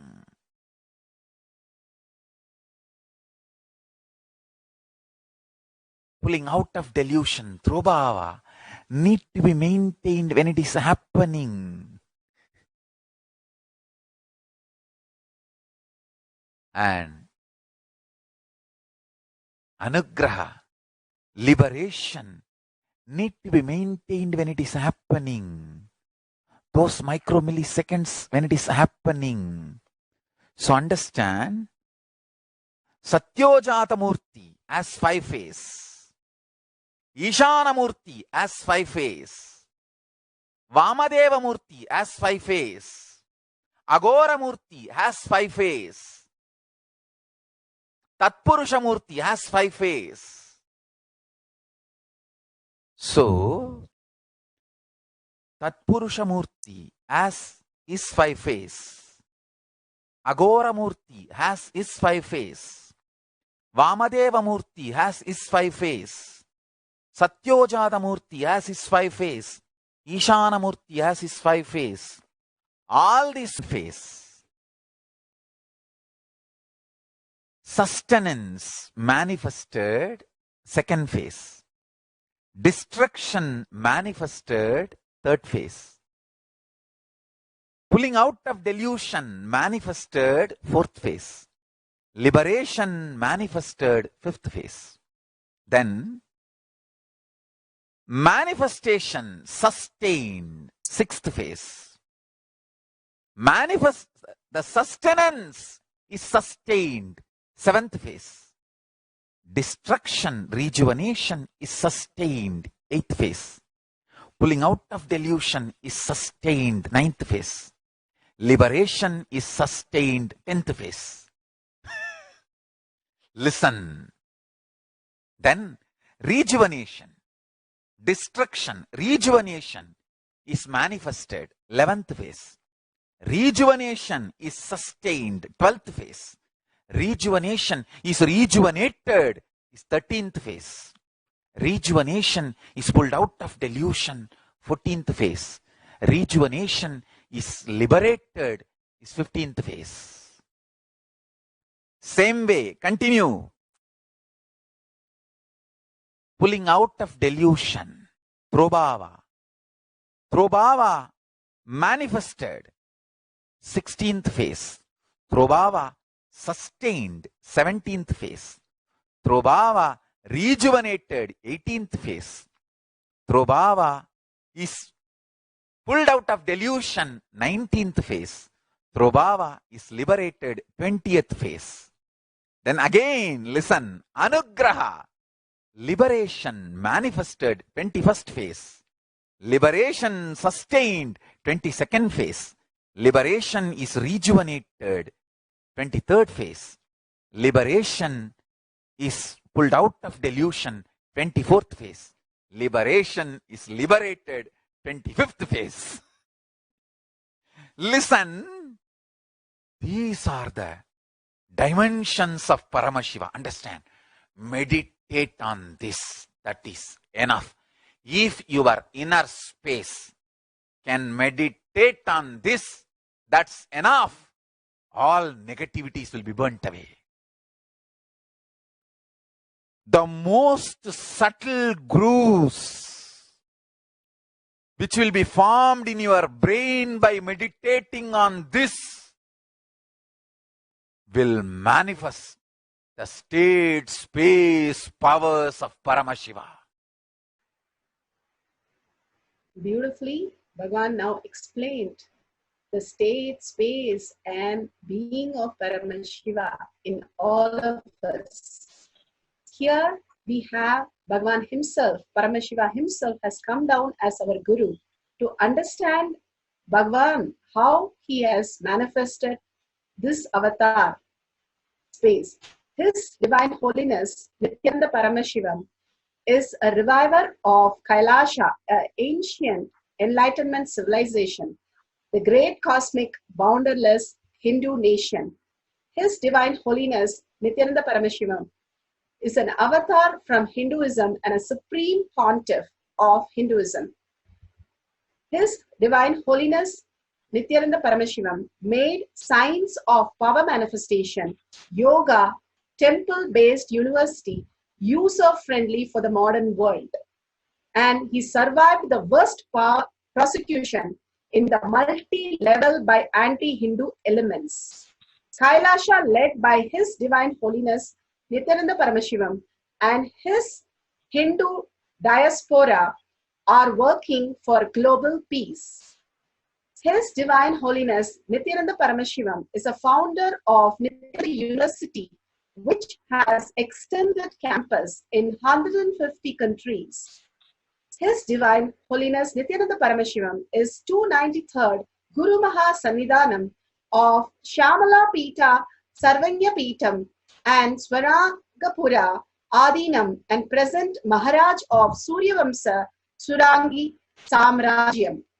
We'll have a small clipping of Bhagavan himself, how he has manifested this reality from the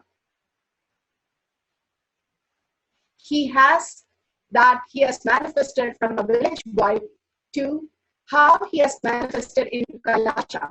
A small clipping we'll be playing now.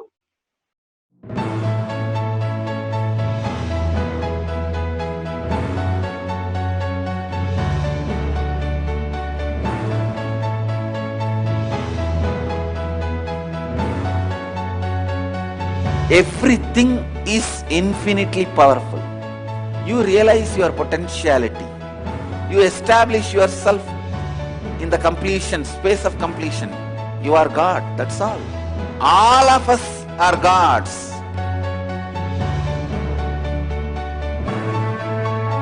The first experience is that I was able to see everything around me, above me, the whole 360 degree. I realized not only I was able to see, I was able to feel, experience the skin of the stone on rock on which I was sitting and the skin of this body. Both carry me equally. In both I exist equally.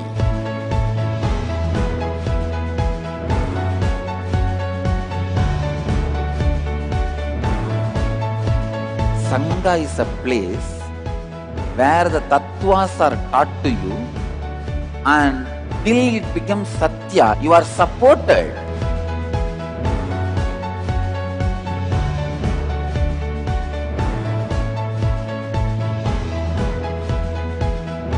Akhadas are basically founded by Sadashiva himself. All is ganas, Shiva ganas. Exactly the word gana means. In your length, breadth, depth, if you are filled by Shiva, you are Shiva gana. All the Shiva ganas formed the first Akhada. Later on, much later, Kapila Muni organizes Mahanirvani Akhada. Then all other Akhadas.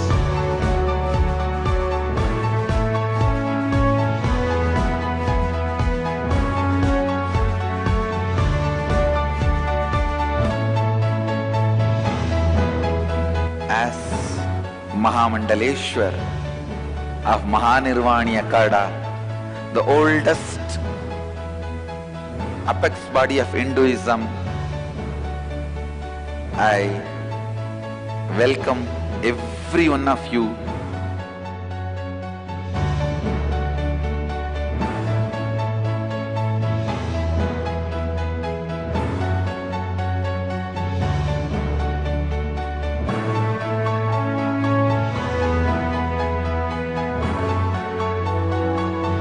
What I am teaching is from original Agamas Yogapada.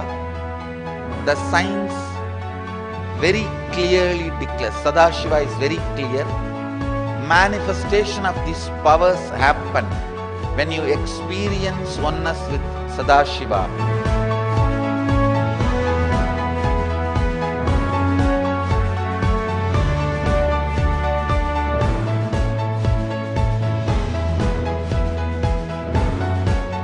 when you choose your Guru, the best thing is find a person who is enlightened, experienced, who can play with energy, who can directly transmit experience to you, and who is in tune with the original Shastras, the source of the knowledge.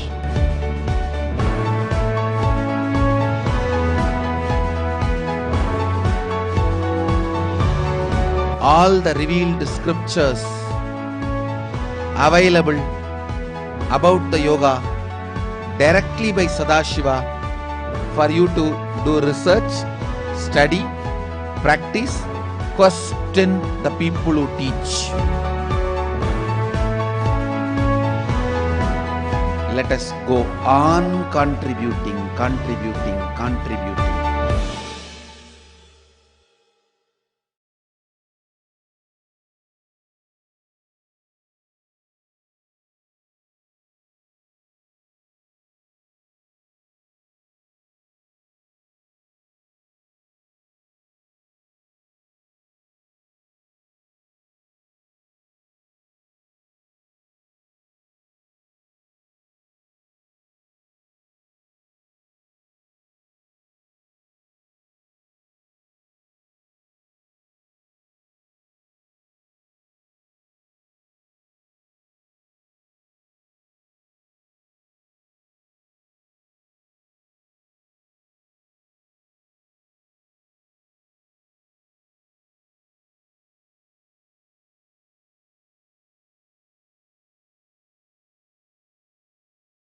Truth revealed in the source scriptures. And these Shastra Prabhana are compiled from all the Upanishad, Veda and Agama. And these are lived by great rishis, aptas, apta pramana, or experience and result of aptas, authority of Hinduism, the Vedic rishis and scientists who time-tested and verified this science. The aptas are the great rishis, munis, siddhas, nayanamars, who lived on planet Earth as superconscious beings. The Atma Pramana, Bhagavan beautifully said, any Guru, Paramahamsa himself has come as our Guru. Paramashiva has come as our Guru, who is guiding us through the whole evolvement into the next conscious species, which is the Atma Pramana. He himself has lived as a human being with the human possibilities and breaking that and evolving into the superconsciousness. The Atma Pramana, or the account of His Divine Holiness Nithyananda Paramashivam, this millennium avatar, personal experience of every power manifestation. And Shakshi Pramanas are the millions of devotees, disciples, followers who are initiated by him and are experiencing these powers as their lifestyle. So we'll be going through the Shastra Pramana, which authenticate the whole thing, the Apta Pramanas, Atma Pramana and Shakshi Pramana. Let's go to the Shastra Pramana now.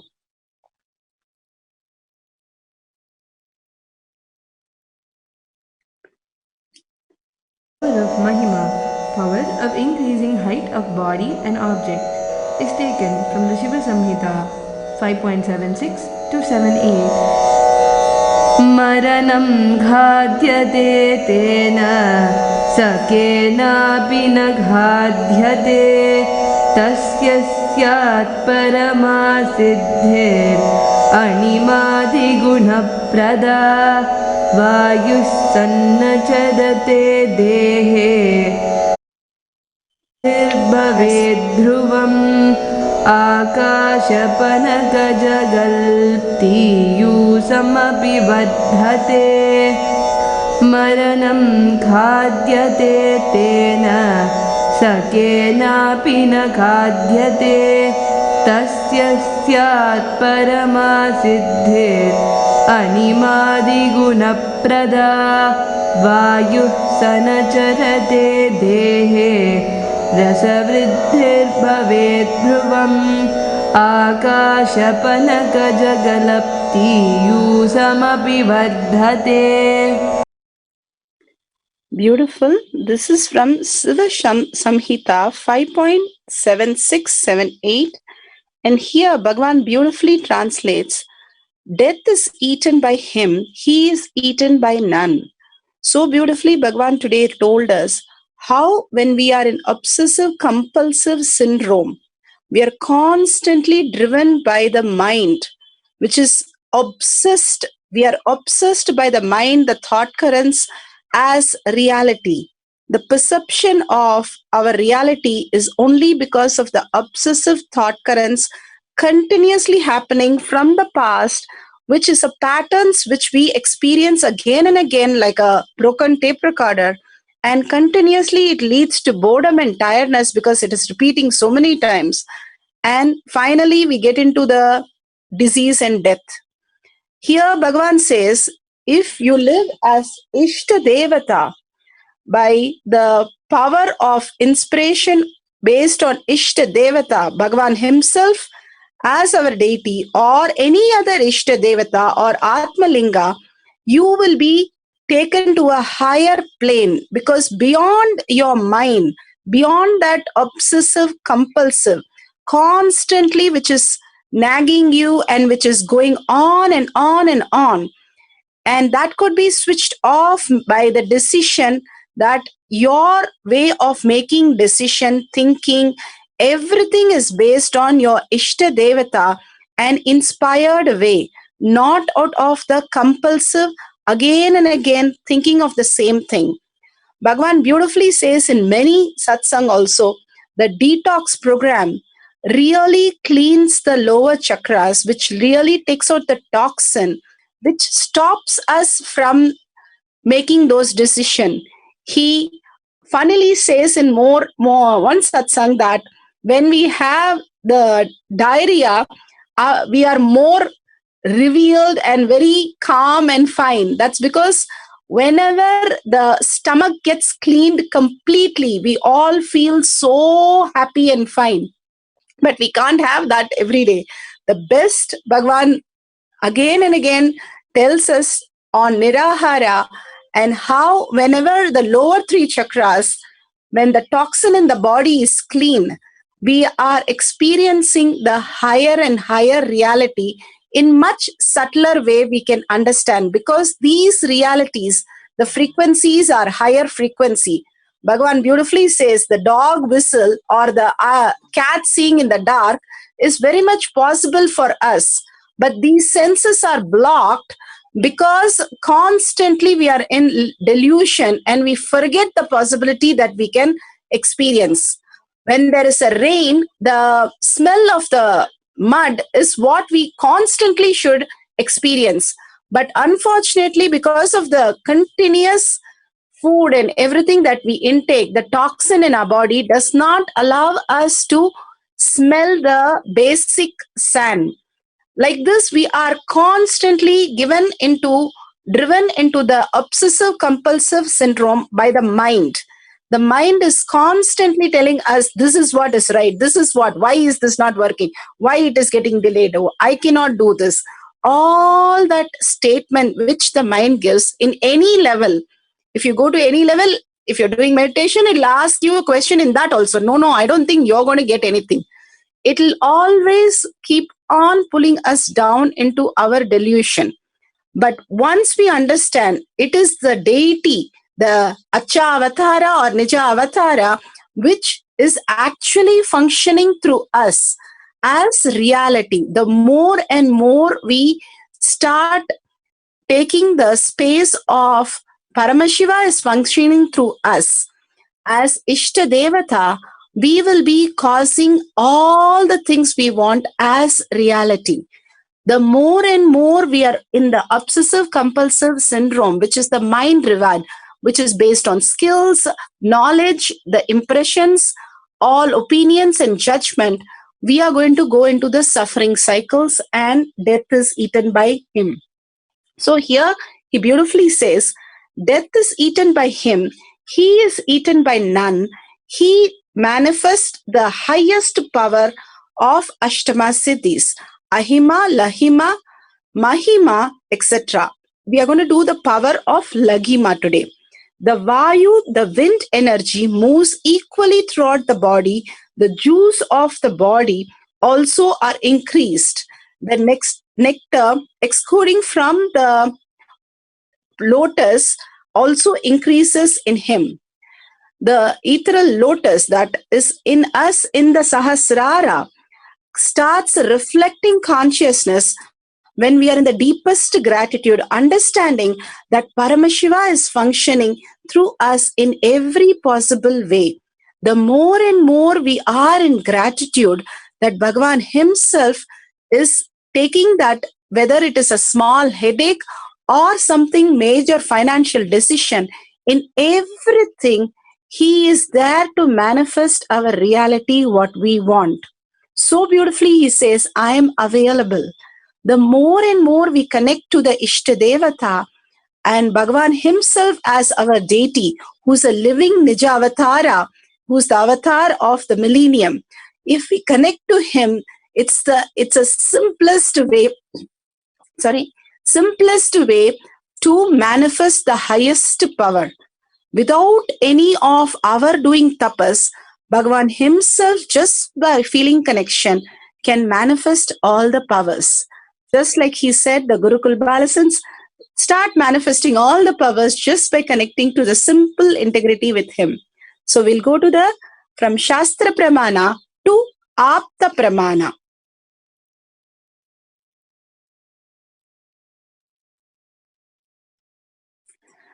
Apta Pramana, here the Nayanar, Amaranitha Nayanar, he was one of the Nayanar who will every day take the Shiva disciples' clothes and he would wash them and he would give them. Every day, without doing that, he will not function his task. So he kept this as his ritual to wash their Shiva, any devotee of Shiva. He will go take their clothes, especially the rishis and munis who will come by. He'll take those clothes and he will wash them and give. One day, Bhagavan himself, Paramashiva himself, had come down and he had given his loin cloth for washing, and he goes. And when he comes back and asks this Nayanamar, he says, can you give me back my loin cloth? And he says, he searches this Nayanar, he searches for that cloth and he could not find just that cloth because it has disappeared already. And he doesn't know what to do. He comes and says, I will give you a better one. I will give you some money to buy and all that. But when Shiva plays the Leela, he simply refuses everything. Completely, he said, no, I want only what I gave. I cannot possess some other things. Then I will be responsible for that. All the lectures that he gives and says, no, I want it back. So the Nayanar decides, he's a very rich man. So he says, I will give you all my wealth to the value, the weight of the loin cloth. So he puts the loin cloth and keeps all his jewels, all his money and all his things out in the balance. And it does not balance because Shiva himself playing the whole Leela, it did not balance. Then Nayanar, so beautifully, he does a Sarva Parityaga and says, my whole family and myself is at your feet as your slave, and goes and sits in the balance, and simply the balance balanced, and Shiva himself gave a blessing and darshan and took them in the balance itself to Kailasa.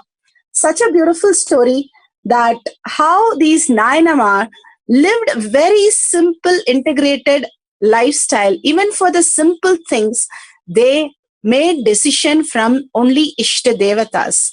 They only believed that Shiva could manifest their life, not the outer world resources, but Shiva himself is the ultimate resource, and they only worshipped Shiva and lived only for Shiva as their lifestyle. Such a beautiful story when the Nayanar gave up himself and everything and understood Shiva himself will take care. He simply manifested Shiva himself taking him to Kailasa. So from Apta Pramana, how we understood that when you connect to Ishtadevata, you can reduce the weight or increase the weight automatically. We'll go to Apta Pramana, how Bhagwan played the Leela. Bhagwan himself had played many Leelas. This is one of the Leelas that he played in LA. In LA, we have a deity, Rajarajeshwari deity. It's very heavy and they had to forklift it. And they need about 3,000 pounds less to lift it. And they tried many times to lift again and again, but only when they connected to Bhagwan, told Bhagwan and connected to Bhagwan in complete surrender, they simply saw the 3,000 pound weight disappear and the crane was able to lift it and position it. Such an amazing thing they have recorded in LA Ashram. Each of the deity, Bhagwan played a Leela in LA Ashram to bring those deity into the LA temple. Such a beautiful experience of all the devotees seeing how he was able to reduce the weight of a stone deity by 3,000 pounds. We have many instances where Bhagwan has played all these Leelas so beautifully, manifesting all these powers himself in the physical body, showing us the possibility of experience. The superconsciousness is available for all of us. The next is the Shakshi Pramanas. The devotees from all over the world have experienced when they did the power manifestation. Here we can see Alex, who reduced the weight from 66.6 kg to 65.2 kg. Many instant that all the sannyasis also Bhagavan himself has said how when they started levitation, they were able to carry huge triple amount, 4 times their weight. And they were able to really, without previous training, they were able to do just by connecting to Bhagavan in the oneness space. One more Shakshi Pramana is there. Here you can see the next Shakshi Pramana. You can see that from 60.5 to 60.4 kgs, we have this devotee reduce. Reducing weight is absolutely possible when you are connected in the deep oneness with Bhagavan. Again and again, when you connect with the Ishtadevata, you will be maximizing the power manifestation. Today, we'll have the deities or Atmalinga, Bhagavan's deity or Bhagavan's Murti or Atmalinga or your Ishtadevata, Ishta deity, whatever you have as Ishtadevata, you can keep them and you can request them like these Gurukul Balasans. Ganesha, please move this object for me on the ground. Madhvit is asking for something. So they'll simply ask Ganesha to move, and when they pray to Ganesha, of course, Ganesha literally dances and does everything. Like that, today we are going to take the help of the Achavatara or Nijavatara to manifest the powers today.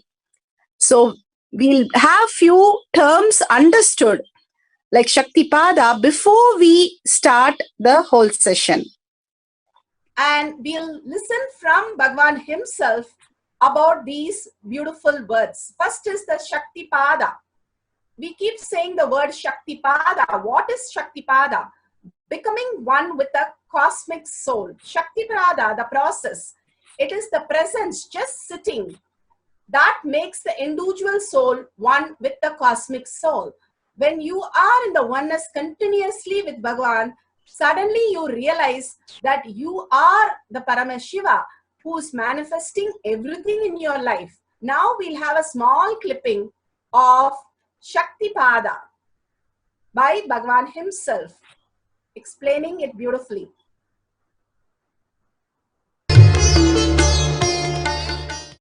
Let me give an introduction about what is Shaktipada process. Please understand.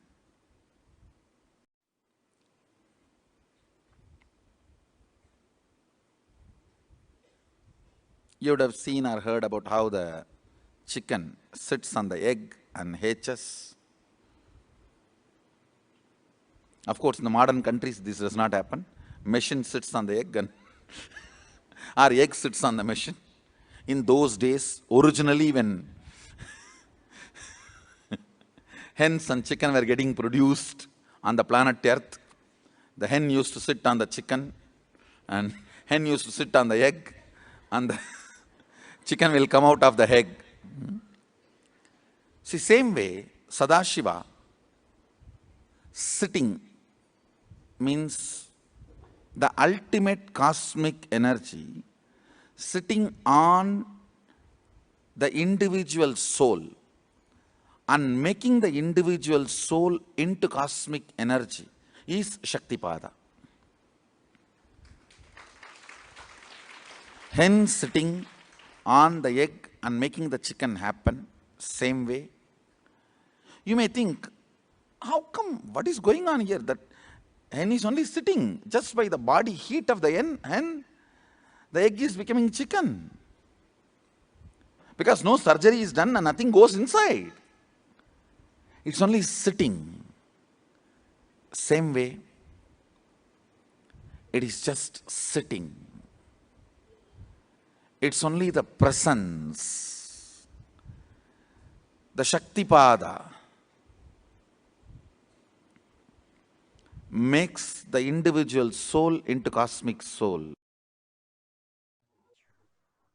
Beautiful. Bhagavan himself described it. Here we have the oneness, the most important part of the power manifestation. The oneness is the currency. How you have the currency of the outer world, money, the biggest delusion that you think it's the most important. Here, the oneness is the greatest currency, and Bhagavan lived only in this currency throughout his life. Here, Bhagavan reveals what is the oneness. It is not the imagination, visualization, or declaration. It is the true nature, who you are, what you are. If you think you are male, female, how much you feel one with that concept. The oneness is that much you feel with Paramashiva. When the great rishis, munis, when we ask them who they are, they simply will reply that they are Paramashiva. They do not tell that they are so and so and they refer them as a person, but they just refer themselves as consciousness. We have seen many references to that. Now we'll have Bhagavan himself explain how the tiredness and boredom can be broken with ferociousness to enter the space of oneness with Paramashiva.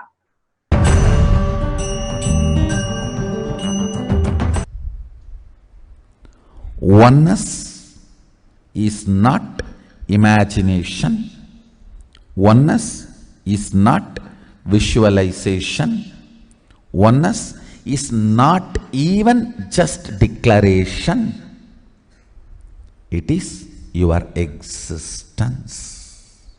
An idea which is you is oneness. The idea which has become part of your very space, which does not tire you or bore you by the passage of the time, is oneness. Mahadeva says in the Agama, Sadashiva beautifully explains in the Agama, Kala, Yama cannot tire you or bring boredom to you if something becomes your space. Devi achieved the blissful state and union with Mahadeva on Shivaratri day because her space became oneness. anything which brings tiredness or boredom has not yet become your space. If living in this body brings you tiredness and boredom, you are not going to be living in this body forever. When that becomes too much, you are going to drop it and move ahead. If you want to be in oneness forever, it should become part of your space, means you should become ferocious with you and break this very tiredness and boredom. Only when you deal you with the ferociousness, you break the tiredness and boredom. With that ferociousness, you need to make oneness as your space. Anything stands as an imagination in the length level, visualization in the breadth level, declaration in the depth level. If you open your time with ferociousness, it just sinks into space level. With this ferociousness, the time layer in you opens, and the oneness from imagination to visualization to declaration, it becomes your space, the way of existence.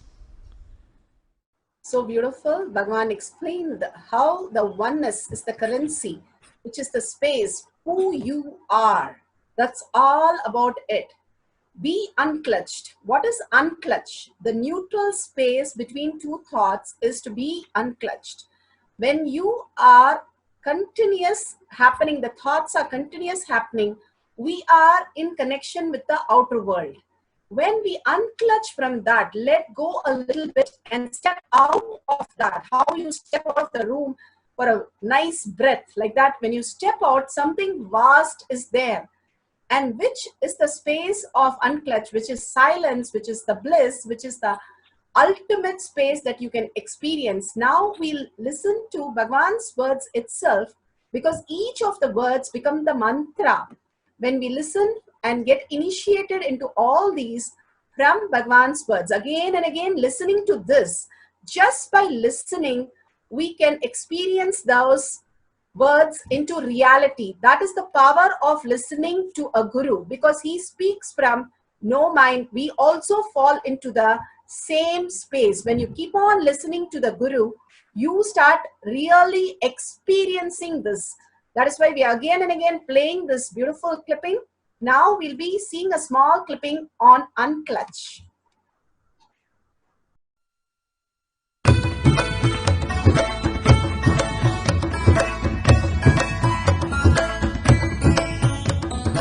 The thoughts, every thought is independent, illogical, unconnected and unclutched, because the gap between two thoughts is too small. The neutral space between the two thoughts is too small. You think all the thoughts are connected and it is in the shape form. It is not. By your very nature, every thought is independent, illogical, unconnected and unclutched. Between every thought you experience a neutral space. When you change the gear, whether you go from neutral to 1 or 1 to 2 or 2 to 3 or 3 to 4 or 4 to whatever gears you may change, but every time you have to come to the neutral space. Only then you can go to the next gear. Even if you want to go from 2 to 3, you have to come to the neutral space. Only then you can go to 3.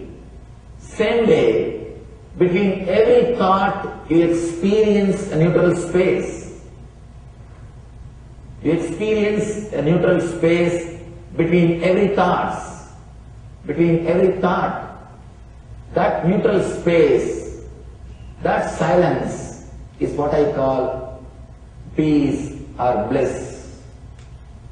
The peace which exists, the bliss which exists already in you, between every thought, the gap of the thought, the gap between the thoughts, that neutral space is the peace, is the bliss. When you understand you are unconnected, independent, illogical and unclutched by your very nature, you will start experiencing the neutral space in you, neutral space which exists in you. You will start living from moment to moment in spontaneity.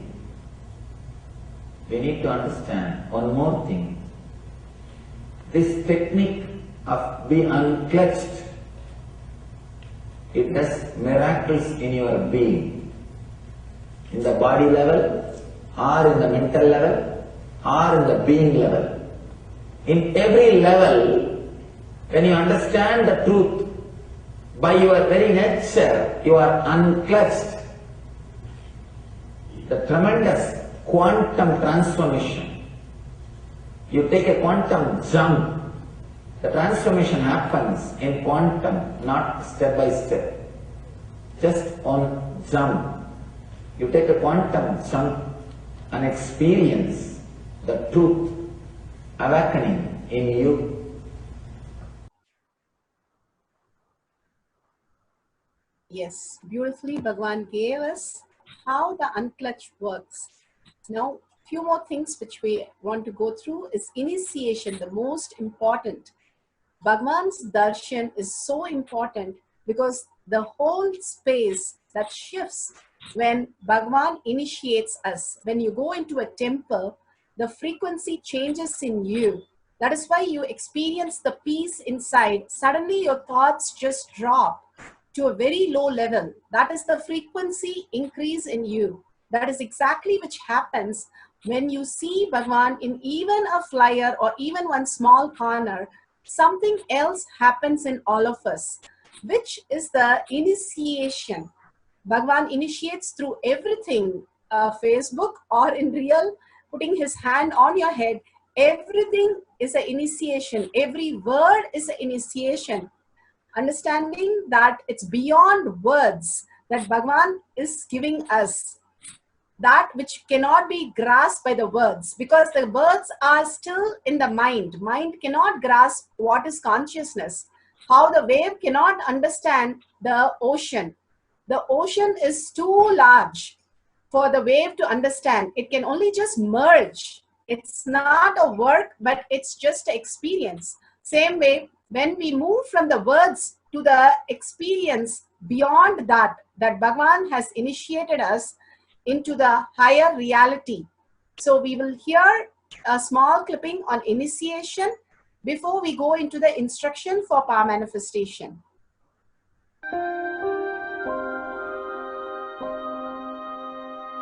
You see, let me explain the initiation. Initiation is the process beyond your intellectual understanding. The transmission of lamp happens.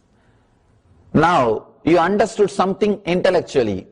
There is something which is not understood, which can't be transmitted through the words. That is transmitted. That's what we call initiation. Sometimes I tell people that unless you are initiated, the techniques do not create the result. The reason is you do not grasp completely whatever is expressed through words. Initiation is like it just transmits whatever need to be transmitted beyond logic and beyond words. People ask me why to wear this bracelet or this mala and all those things. This all will remind you. Why bracelet in the hand? It will remind you, before eating, did you meditate? It's a constant reminder. Before eating, let you be reminded, did you do the meditation? That is why this bracelet. That is why this mala. That is why this external things. Sometimes this external things does a big job of reminding you constantly. That is why take the help of external things also, nothing wrong. People ask me, why we can just be spiritual without having external things? If you can, really you are welcome. But I don't think anybody who speaks in that way is successful. I've never seen people becoming successful avoiding the external things, just having internal things. And it is just a nice way of escaping from yourself. So we listen to the initiation, which is Bhagavan's presence itself. The initiation is what which makes the whole thing open up in us. The next dimension, next reality opens up in us. Bhagavan speaks about Mahavakya as the password, because most of us, we are not integrated. Even though he keeps talking about it, we have some incompletion or some pain or something which is going on in the outer world, which is standing much more important to us than ourselves, the higher consciousness that we are to realize ourselves. So to bring that consciousness back to the higher reality, Bhagavan has given the greatest technique, Mahavakya, which opens the Dvadashanta. There are 12 energy centers in your body, and it opens the Dvadashanta like a key, which opens a huge temple and opens into a new space for you. Same way, when you start chanting the Mahavakya continuously, you open that into the higher reality. So we'll be going to chant the Mahavakya continuously as we do the power manifestation, which increases the integrity. Bhagavan's integrity with Paramashiva is very high. So he is able to flow in us. But when we raise the integrity in us with Bhagavan, it flows through us as Shakti. So that is where the Shakti starts manifesting. Today we'll be manifesting the power of decreasing weight, Lagima power. What we are going to do is, we are going to take the Ishtadevata, whatever Ishtadevata that you have, and you have Atmalinga or your Kantamala or Rudraksh, or you have just a Ganesha, anything, or Bhagavan's Murti. The whole space we are going to hold is invoke that in our identity, Bhagavan says. Our identity we know as male, female, so-and-so, we live in so-and-so place. All these words are the OCDs. All the titles we give to ourselves, labeling ourselves and others is the OCDs, where we keep on thinking that we are the existence as a body or mind. But we are going to today experience as an existence of superconscious being. Each one of us as Subramanya or Arunachala or Bhagavan himself, Swamiji, each and everyone, whoever you are able to invoke, Ishtadevata in your identity, you're going to hold that and decrease the weight, because you're going to be in such a oneness, like how Bhagavan beautifully explains when the Tulabharam happens, the Bhama and Rukmani feels just that Krishna is consciousness, and simply Krishna becomes one with Rukmani and she's able to increase the weight of Tulasi. Same way, you can hold that in you, the Ishtadevata in you as your identity now as your Ishtadevata. If your Ishtadevata is Bhagavan, you're going to be the Bhagavan who is going to manifest the power of reducing the weight. So you take a weighing scale, bathroom weighing scale or a kitchen weighing scale, anything, you keep it and weigh yourself or object, whatever you are able to do it. You can place the small object on the weighing scale and measure it and take a picture of it. If you can take a video of it, that would be the ultimate. If you don't have any weighing scale, you can download the app that I have projected here. Android and iPhone, we have apps which help us to measure the weight in pounds and kgs. So you can download the app which belongs to or iPhone. You can download this app, the web app which is there for digital scale. You can download and you can start using this app to manifest the powers. Now we'll go to the instruction.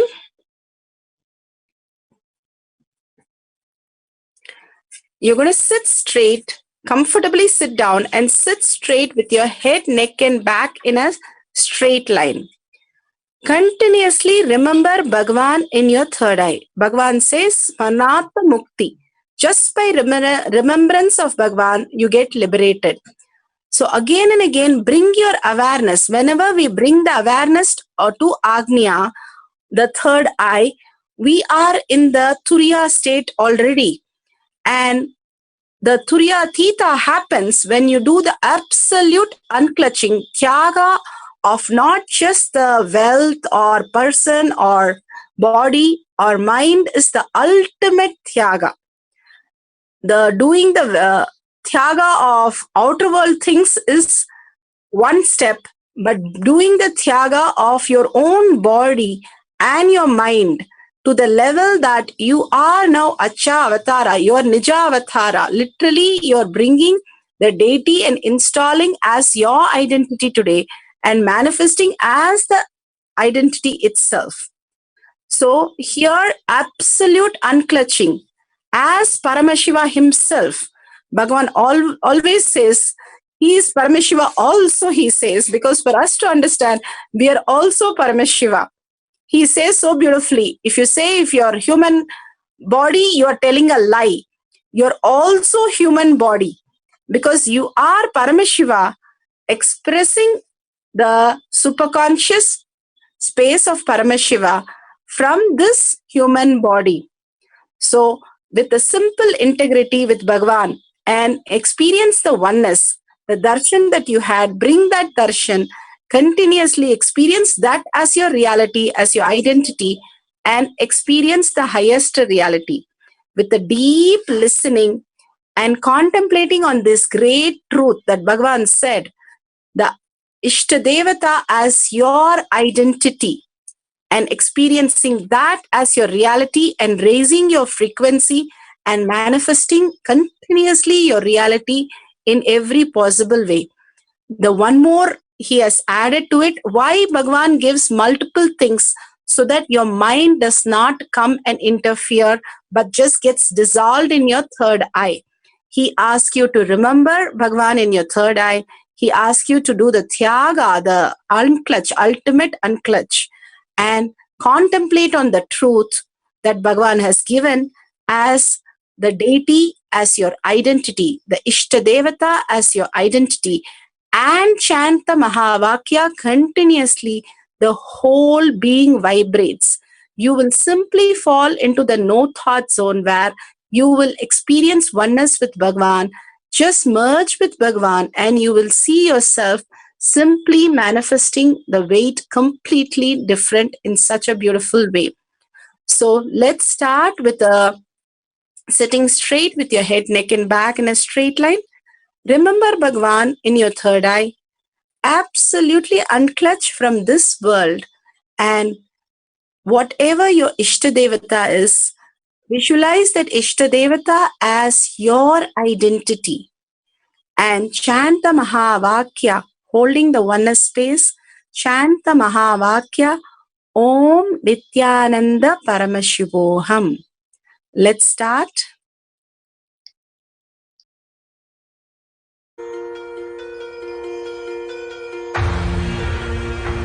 See yourself as 25-headed, 50-handed Paramashiva, as eternally 16, youthful. Commit with Paramashiva. Only he exists. Anything else is delusion. Now, sit straight. We'll enter into the process. Om Nithyananda Paramashivam.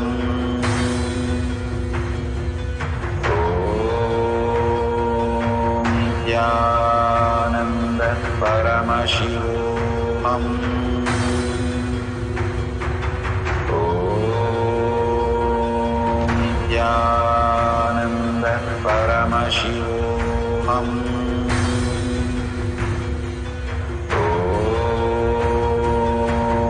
Nithyananda Paramashivam.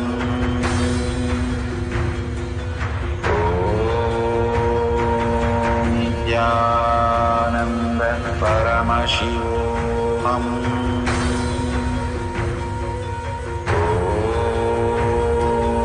Nithyananda Paramashivam.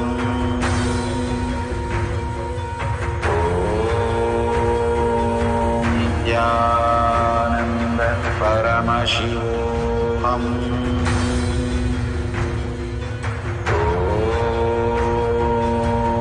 Nithyananda Paramashivam.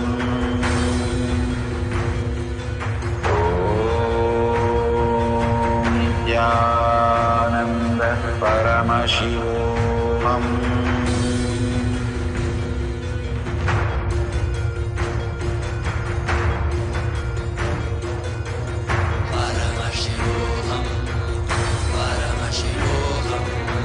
Let Paramashiva's third eye manifest in all our third eyes. Let the Amrita pour, let the Varni open up, manifest in all of us.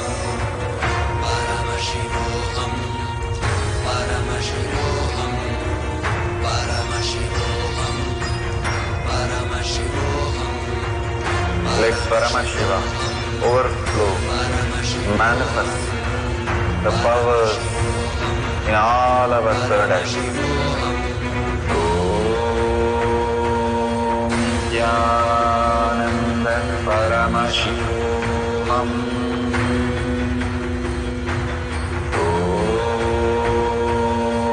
Nithyananda Paramashivam.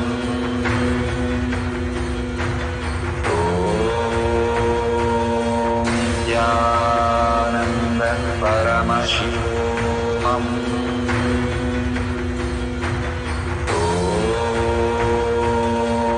Nithyananda Paramashivam.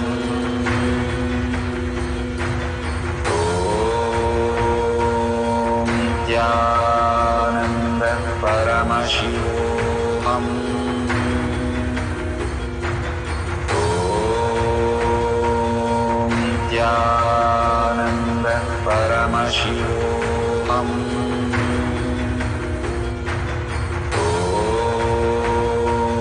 Nithyananda Paramashivam.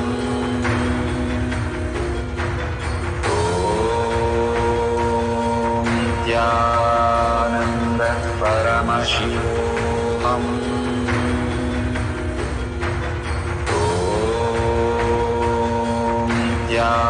Nithyananda Paramashivam.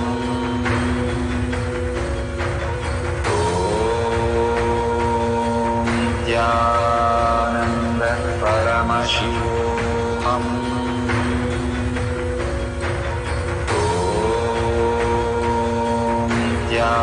Nithyananda Paramashivam.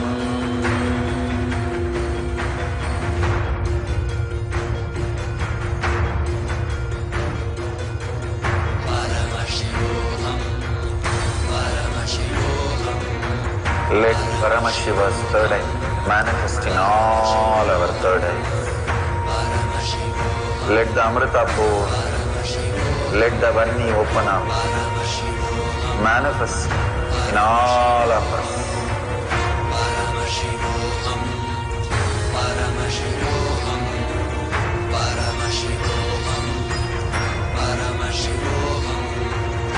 Let Paramashiva overflow, manifest the powers in all our third eyes. Nithyananda Paramashivam.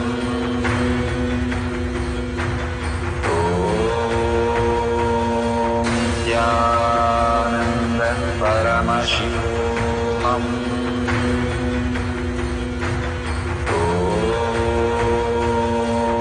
Nithyananda Paramashivam.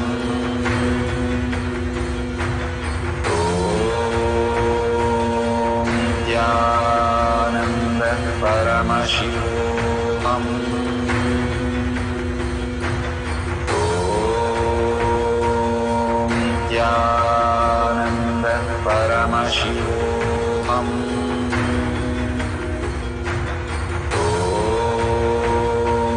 Nithyananda Paramashivam.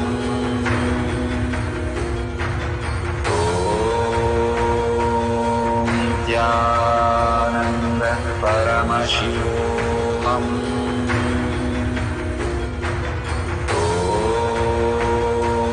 Nithyananda Paramashivam.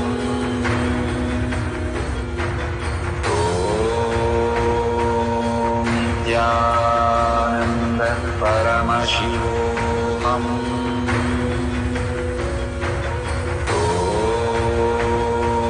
Nithyananda Paramashivam.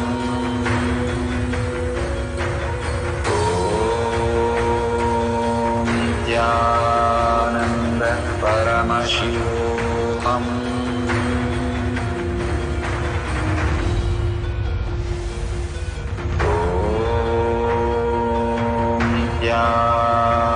Nithyananda Paramashivam.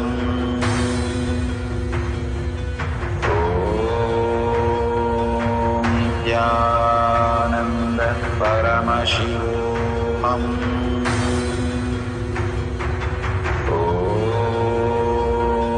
Nithyananda Paramashivam.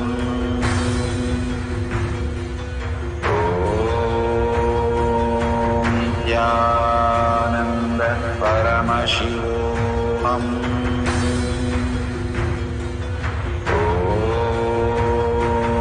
Nithyananda Paramashivam.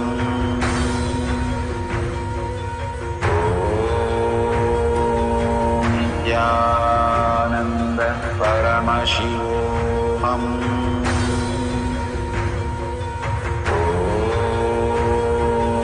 Nithyananda Paramashivam.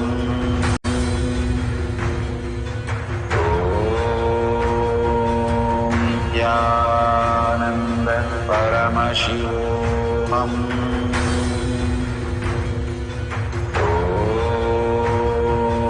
Nithyananda Paramashivam.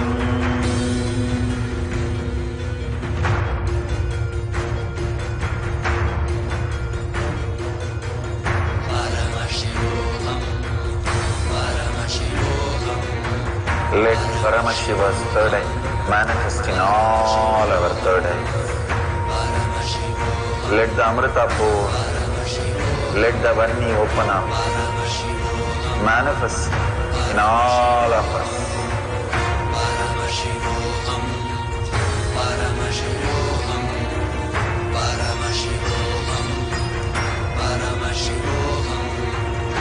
Let Paramashiva overflow, manifest the powers in all our third eyes.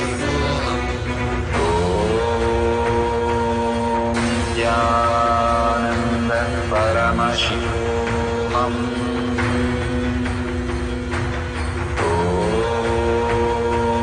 Nithyananda Paramashivam.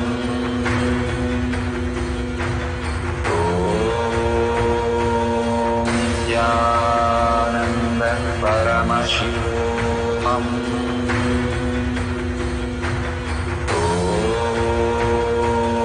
Nithyananda Paramashivam.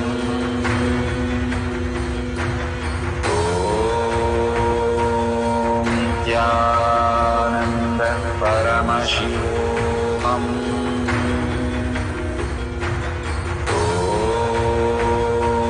Nithyananda Paramashivam.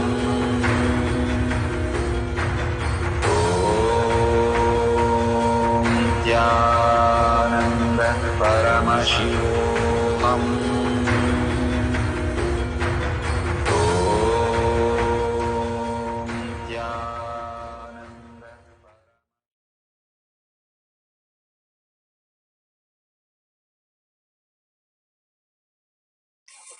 Nithyanandam. So beautiful.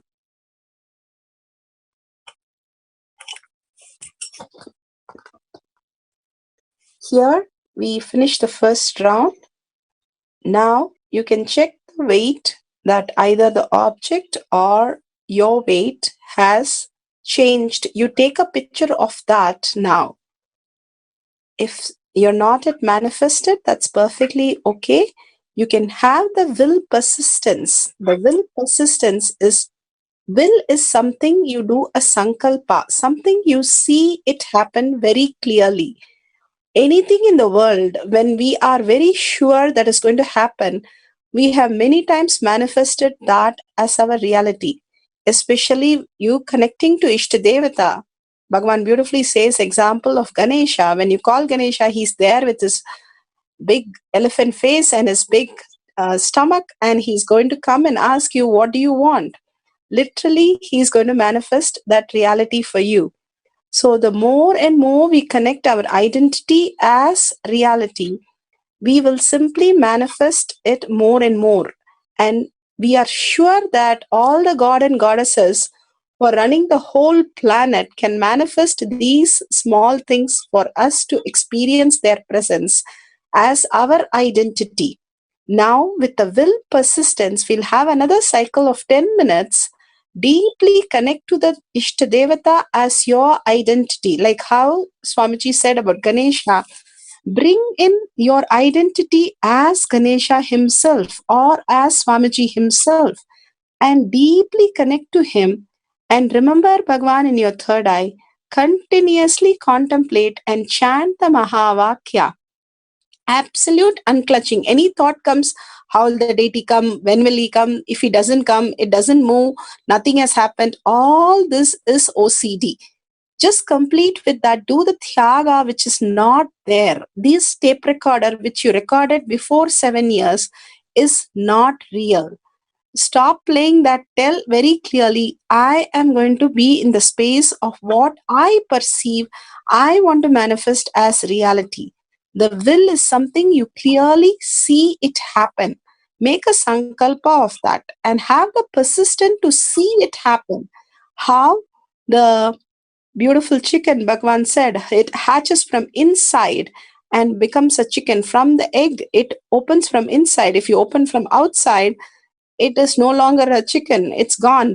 You can only make something else. But here, when it opens from inside, it becomes a beautiful chicken and it walks out. Like that, when you are from your identity as your Ishtadevata, manifest this power, you will feel complete in oneness and experience the higher reality as yourself, who you are, the superconscious being. So let's start the next cycle for 10 minutes with the Mahavakya, Om Nithyananda Paramashivoham. We'll play the minutes. Nithyananda Paramashivam.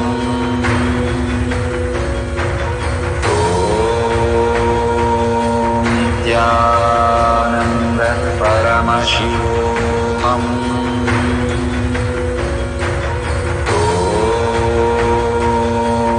Nithyananda Paramashivam.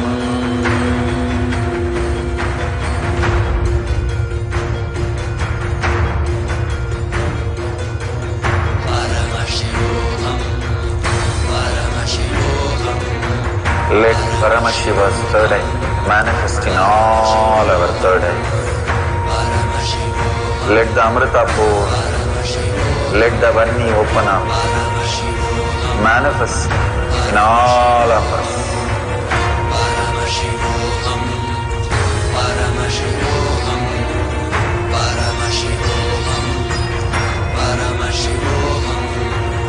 Let Paramashiva overflow, manifest the powers in all our third eyes. Om Nithyananda Paramashivam. Om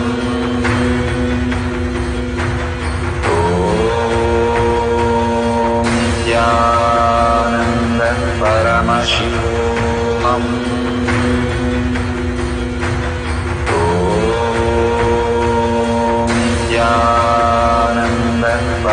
Paramashivam.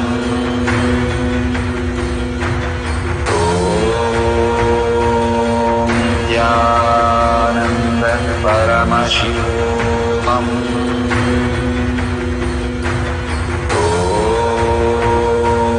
Nithyananda Paramashivam.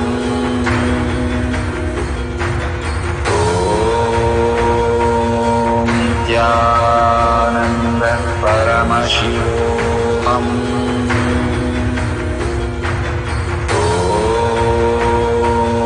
Nithyananda Paramashivam.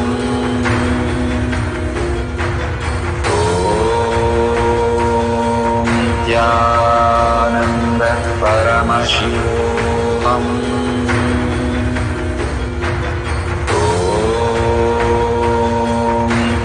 Nithyananda Paramashivam.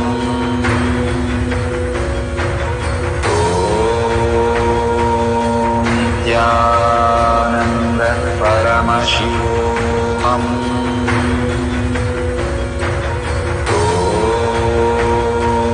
Nithyananda Paramashivam.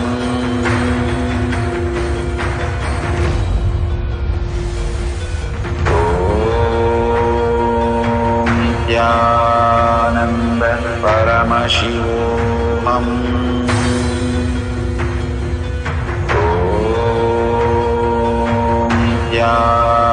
Nithyananda Paramashivam.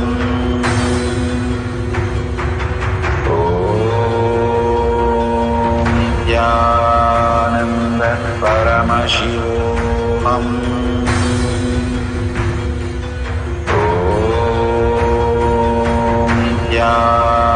Nithyananda Paramashivam.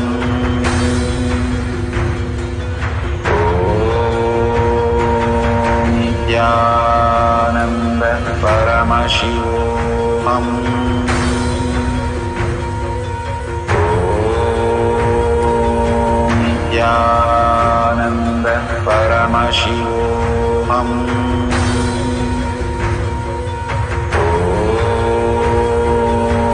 Nithyananda Paramashivam.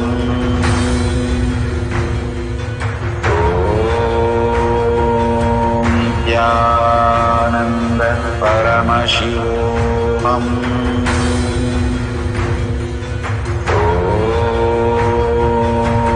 Nithyananda Paramashivam.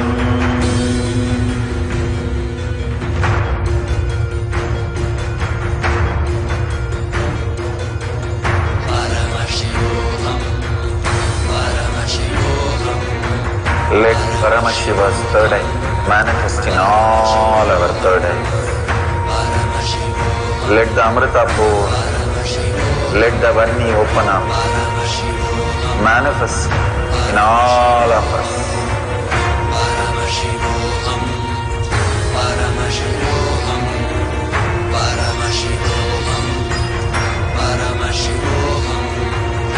Let Paramashiva overflow, manifest the powers in all our third eyes. Nithyananda Paramashivam.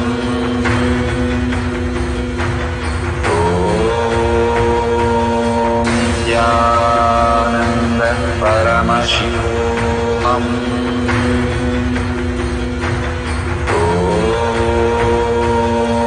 Nithyananda Paramashivam.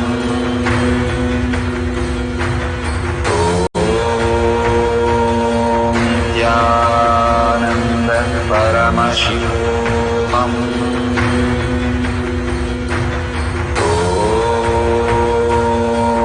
Nithyananda Paramashivam.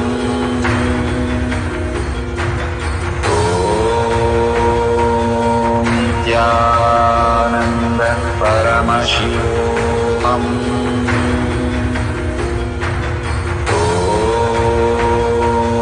Nithyananda Paramashivam.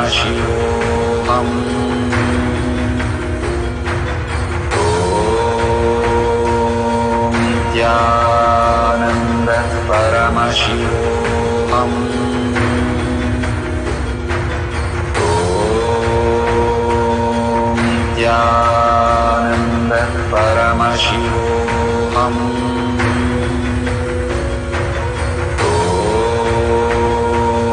Nithyananda Paramashivam.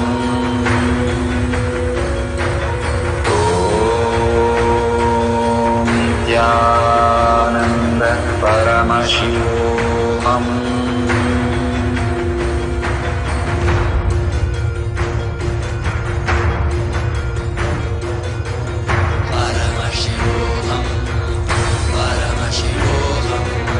Let Paramashiva's third eye manifest in all our third eyes.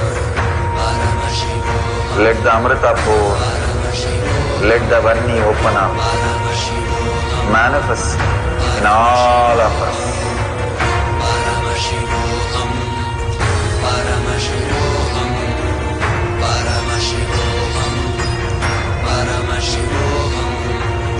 Let Paramashiva overflow, manifest the powers in all our third eyes. Nithyananda Paramashivam.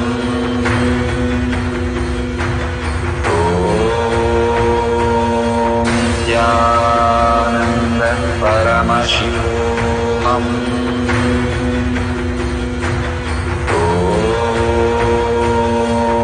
Nithyananda Paramashivam.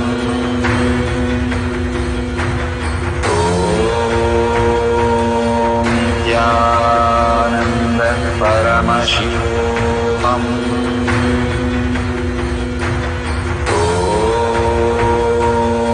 Nithyananda Paramashivam. Nithyananda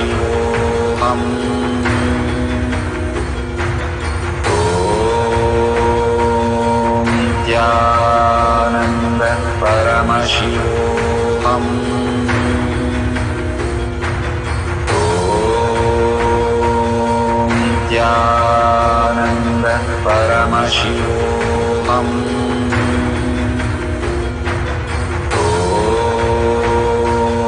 Nithyananda Paramashivam. Nithyananda Paramashivam.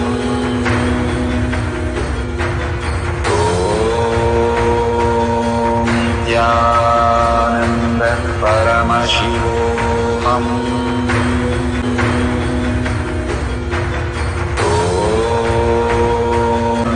Paramashivam.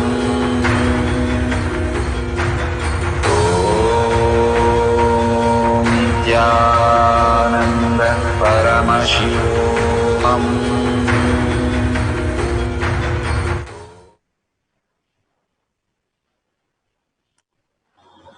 Nithyanandam. Now, if you've seen the weight decrease and you have recorded the picture, please make sure you post it. This is for the NTV, Facebook, and the live viewers. If you're in PMS program, start continuing with the next levels. This is for the viewers who are in NTV, Facebook, and YouTube. Please post the results in Sri Kailasa Courtyard Manifesting Powers, tinyurl.com/power manifestation. We request you to start posting the whatever result you have now experienced in this tiny URL. Bhagavan beautifully says, when you are experiencing the Ishtadevata, sharing becomes your lifestyle. When that becomes your cognition, you're getting liberated from the delusion. And sharing this with the world, at least to 10 groups, how you or your friends have manifested the powers when you do the causing others reality and bring them also for the darshan and diksha and power manifestation, you have liberated yourself.